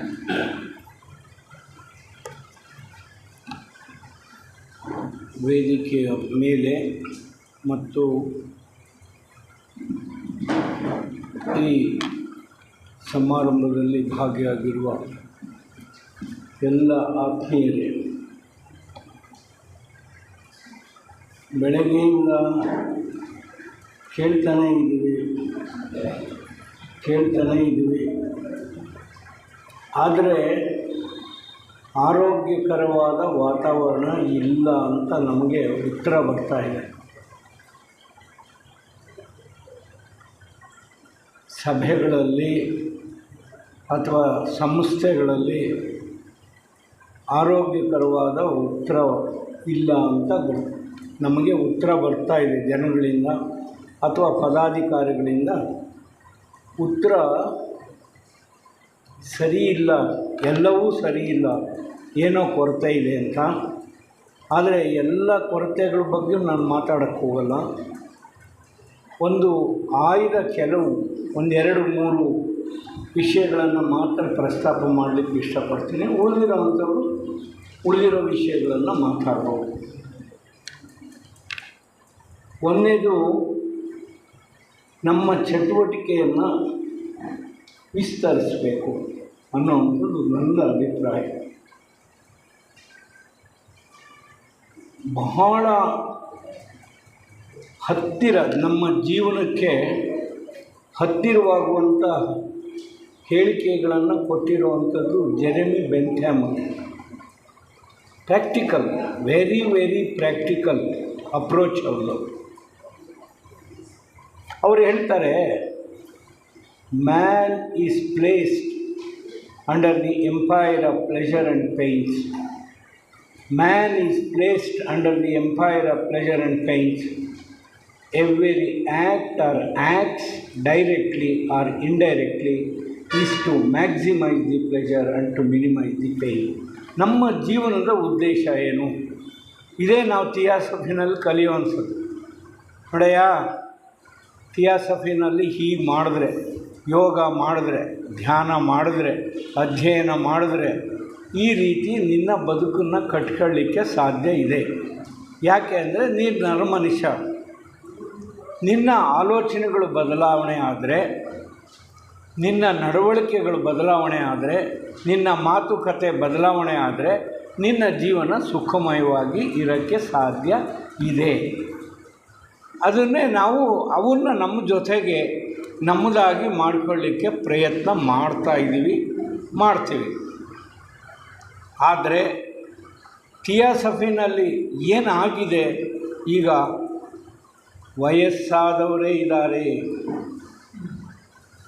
60-70 ನಂತರ ಕಾಲು ನೀಡಿದ್ರೂ ಕಷ್ಟ, ಕೈ ನೀಡಿದ್ರೂ ಕಷ್ಟ, ತಲೆ ಈ ಕಡೆ ತಿರುವಿದ್ರೂ ಕಷ್ಟ. ನೀವು ಹೊಸದುರ್ಗದ ಲಾಡ್ಜಿನಲ್ಲಿ ಬಂದು ನೋಡಿದ್ರೆ ಒಂದು ಉಪನ್ಯಾಸ ನಡೀತಾ ಇರಬೇಕಾದ್ರೆ ಆ ಪೂರ್ಣ ಅವಧಿವರೆಗೂ ಗೋರಿಕೆ ಶಬ್ದವನ್ನು ಕೇಳ್ಬೋದು. ನೀವು ಗೋರಿಕೆ ಶಬ್ದವನ್ನು ಕೇಳ್ಬೋದು, ಗೋರಿಕೆ ಶಬ್ದವನ್ನು ಕೇಳ್ಬೋದು. ಅಂದರೆ ಆಸಕ್ತಿ ಇದೆಯಾ? ಯಾಕೆ ನಾವು ಬರ್ತೀವಿ ಥಿಯಾಸಫಿಗೆ? ಏನನ್ನು ಕಲಿಯೋಕ್ಕೆ, ಏನನ್ನು ತಿಳಿಲಿಕ್ಕೆ ನಾವು ಬರ್ತೀವಿ? ನಮ್ಮ ಬದುಕನ್ನು ಪಾವನ ಮಾಡ್ಕೊಳ್ಳೋಕ್ಕೋಸ್ಕರ, ಸುಧಾರಿಸ್ಲಿಕ್ಕೋಸ್ಕರ, ನಮ್ಮ ಚಿಂತನೆಯಲ್ಲಿ ಪರಿವರ್ತನೆಯನ್ನು ಮಾಡ್ಕೊಳ್ಳೋಕ್ಕೋಸ್ಕರ ನಾವು ಥಿಯಾಸಫಿಗೆ ಬರೋದು. ಇಲ್ಲಿದ್ರೆ ನಾವು ಏನು ಬರಬೇಕಾಗಿಲ್ಲ. ನಾವು ಇರೋ ಜಾಗದಲ್ಲಿ ಇದ್ರೇ ಎಲ್ಲ ನಡೆಯುತ್ತೆ. ಅದು ಬೇಕಾದಂಗೆ ಬದುಕು ಓಡಿಸ್ಕೊಂಡು ಹೋಗ್ತಾ ಇರುತ್ತೆ. ಥಿಯಾಸಫಿಗೆ ಬರೋದು ಅಂತಂದರೆ ಒಂದು ಸ್ಥಳಕ್ಕೆ, ಒಂದು ಪವಿತ್ರ ಜಾಗಕ್ಕೆ, ಒಂದು ಪವಿತ್ರ ಚಿಂತನೆಗೆ ಒಳಪಡಲಿಕ್ಕೆ ಬರ್ತಾ ಇದ್ದೀವಿ ಅನ್ನುವಂಥ ಭಾವನೆ ಮೊದಲು ನಮ್ಮೆಲ್ಲರಿಗೂ ಪರಿವರ್ತನೆ ಆಗಬೇಕು. ಸೊ ಅದರಿಂದ there is lack of will ಅಂತ ನನ್ನ ಅನಿಸಿಕೆ. ನಮಗೆ ಮೊದಲನೆಯಾಗಿ ಮನಸ್ಸೇ ಇಲ್ಲ, ಏನೋ ಯಾಂತ್ರಿಕವಾಗಿ ಇರ್ತೀವಿ. ಅದರಿಂದ ಮೊದಲು ಈ ಕಡೆ ಗಮನವನ್ನು ಕೊಡೋಣ. ನಮ್ಮ ಲಾಡ್ಜಲ್ಲಿ ಮನಸ್ಸಿಟ್ಟು ಯಾರು ಭಾಗವಹಿಸ್ತೀರೋ, ಯಾರು ಚಟುವಟಿಕೆಗಳಿರ್ತೀರೋ ಇಂಥದ್ದನ್ನು ನೀವು ಮಾಡಲೇಬೇಕು. This is your duty, obligation ಅನ್ನುವಂತಹ ಲೆಕ್ಕಾಚಾರದಲ್ಲಿ ನಾವು ಕಡ್ಡಾಯ ಮಾಡಿದ್ರೆ ಆಗ ಒಂದು ಸ್ವಲ್ಪ ಸುಧಾರಣೆ ಆಗಬಹುದು ಅನ್ನುವಂಥದ್ದು ನಂದು. ಎರಡನೇದು, ಈ ಎಲ್ಲ ತಿಳುವಳಿಕೆ ಯಾರಿಗೆ? ಲೆಡ್ ಬೀಟರ್ ಆಗಲಿ, ಬ್ಲಾವೆಸ್ಕಿ ಅಮ್ಮ ಅವರಾಗಲಿ, ಅವ್ರಿಗೋಸ್ಕರ ಮಾಡಿದ್ದಲ್ಲ ಇದು. ನಮಗೆ ಕೊಟ್ಟು ಹೋಗಿದ್ದಾರೆ. ಈ ಆಲೋಚನೆಯಿಂದ ಬದುಕಿ, ನಿಮ್ಮ ಬದುಕು ಸುಖಮಯವಾಗುತ್ತೆ. Not for them. ಅವ್ರಿಗೇನೂ ಆಗಬೇಕಾಗಿಲ್ಲ ಇದು. ಅವ್ರು ಬದುಕಿದ್ರು, ಹೋದರು. ಸೊ ಲೀವ್ ಎ ಮಾರ್ಕ್ ಅಂತ ಹೇಳ್ತಾರೆ. ಅಯ್ಯ, ಮನುಷ್ಯ ಹುಟ್ಟಿದ್ಯಾ, ಏನಾದರೂ ಒಂದು ಕುರ್ತು ಬಿಡಯ್ಯ. ನೀನು ಇರುವೆ ಗೊದ್ದಗಳ ಥರ ಹುಟ್ಟಿ ಸತ್ತೋಗ್ಬಿಟ್ರೆ ಏನು ಪ್ರಯೋಜನ? ಊಟ ಮಾಡಿ ಏನು ಪ್ರಯೋಜನ ಇಲ್ಲ. Leave A mark. ಒಂದು ಕಲೆಯನ್ನು ಬಿಟ್ಟೋಗು. ನೀನು ಇಂಥವನು ಹುಟ್ಟಿದ್ದ, ಒಬ್ಬ ಐನ್ಸ್ಟೀನ್ ಅನ್ನೋ ಸೈಂಟಿಸ್ಟ್ ಹುಟ್ಟಿದ್ದ, ಒಬ್ಬ ಯೇಸು ಕ್ರಿಸ್ತ ಅನ್ನೋಂಥ ಮನುಷ್ಯ ಈ ಭೂಮಿ ಮೇಲೆ ನಡೆದಾಡ್ದ, ಒಬ್ಬ ಮಹಾತ್ಮ ಗಾಂಧಿ ಅಂತ ರಕ್ತ ಮಾಂಸಗಳನ್ನು ತುಂಬಿ ಆ ಮನುಷ್ಯ ಈ ಪೃಥ್ವಿಯಲ್ಲಿ ಓಡಾಡ್ದ ಅನ್ನುವಂತಹದ್ದನ್ನು ಮುಂದಿನ ಜನಗಳು ನೆನಪಿಟ್ಕೊಳ್ಳೋ ಅಂಥ ಒಂದು ಬದುಕನ್ನು ಬದುಕೋಗು ಅನ್ನೋದಕ್ಕೋಸ್ಕರ ನಾವು ಥಿಯಾಸಫಿಗೆ ಬರಬೇಕು. ಇಲ್ಲೇ ಇದ್ದರೆ ಥಿಯಾಸಫಿಗೆ ಬರಬೇಕಾಗಿದ್ದಿಲ್ಲ. ಅದು ನಮ್ಮ ಬದುಕಿನಲ್ಲೇ ಸಿಗುತ್ತೆ. ಅದೆಲ್ಲ ಇನ್ನು ಉಳಿದಿರೋ ಅಂಥದ್ದೆಲ್ಲ ನಮ್ಮ ಬದುಕಿಗೆ ಸಿಗುತ್ತೆ. ಅದರಿಂದ ನಾನು ಆತ್ಮೀಯ ಬಂಧುಗಳೇ, ದಿ ಫ್ಯೂಚರ್ ಅಂದರೆ ಯಾರು? ಭವಿಷ್ಯ, ಒಂದು ರಾಷ್ಟ್ರದ ಭವಿಷ್ಯ ಯಾರು? ಮಕ್ಕಳದು. ಆ ಯುವ ಜನತೆಯನ್ನು ನಾವು ಆಕರ್ಷಿಸಬೇಕು.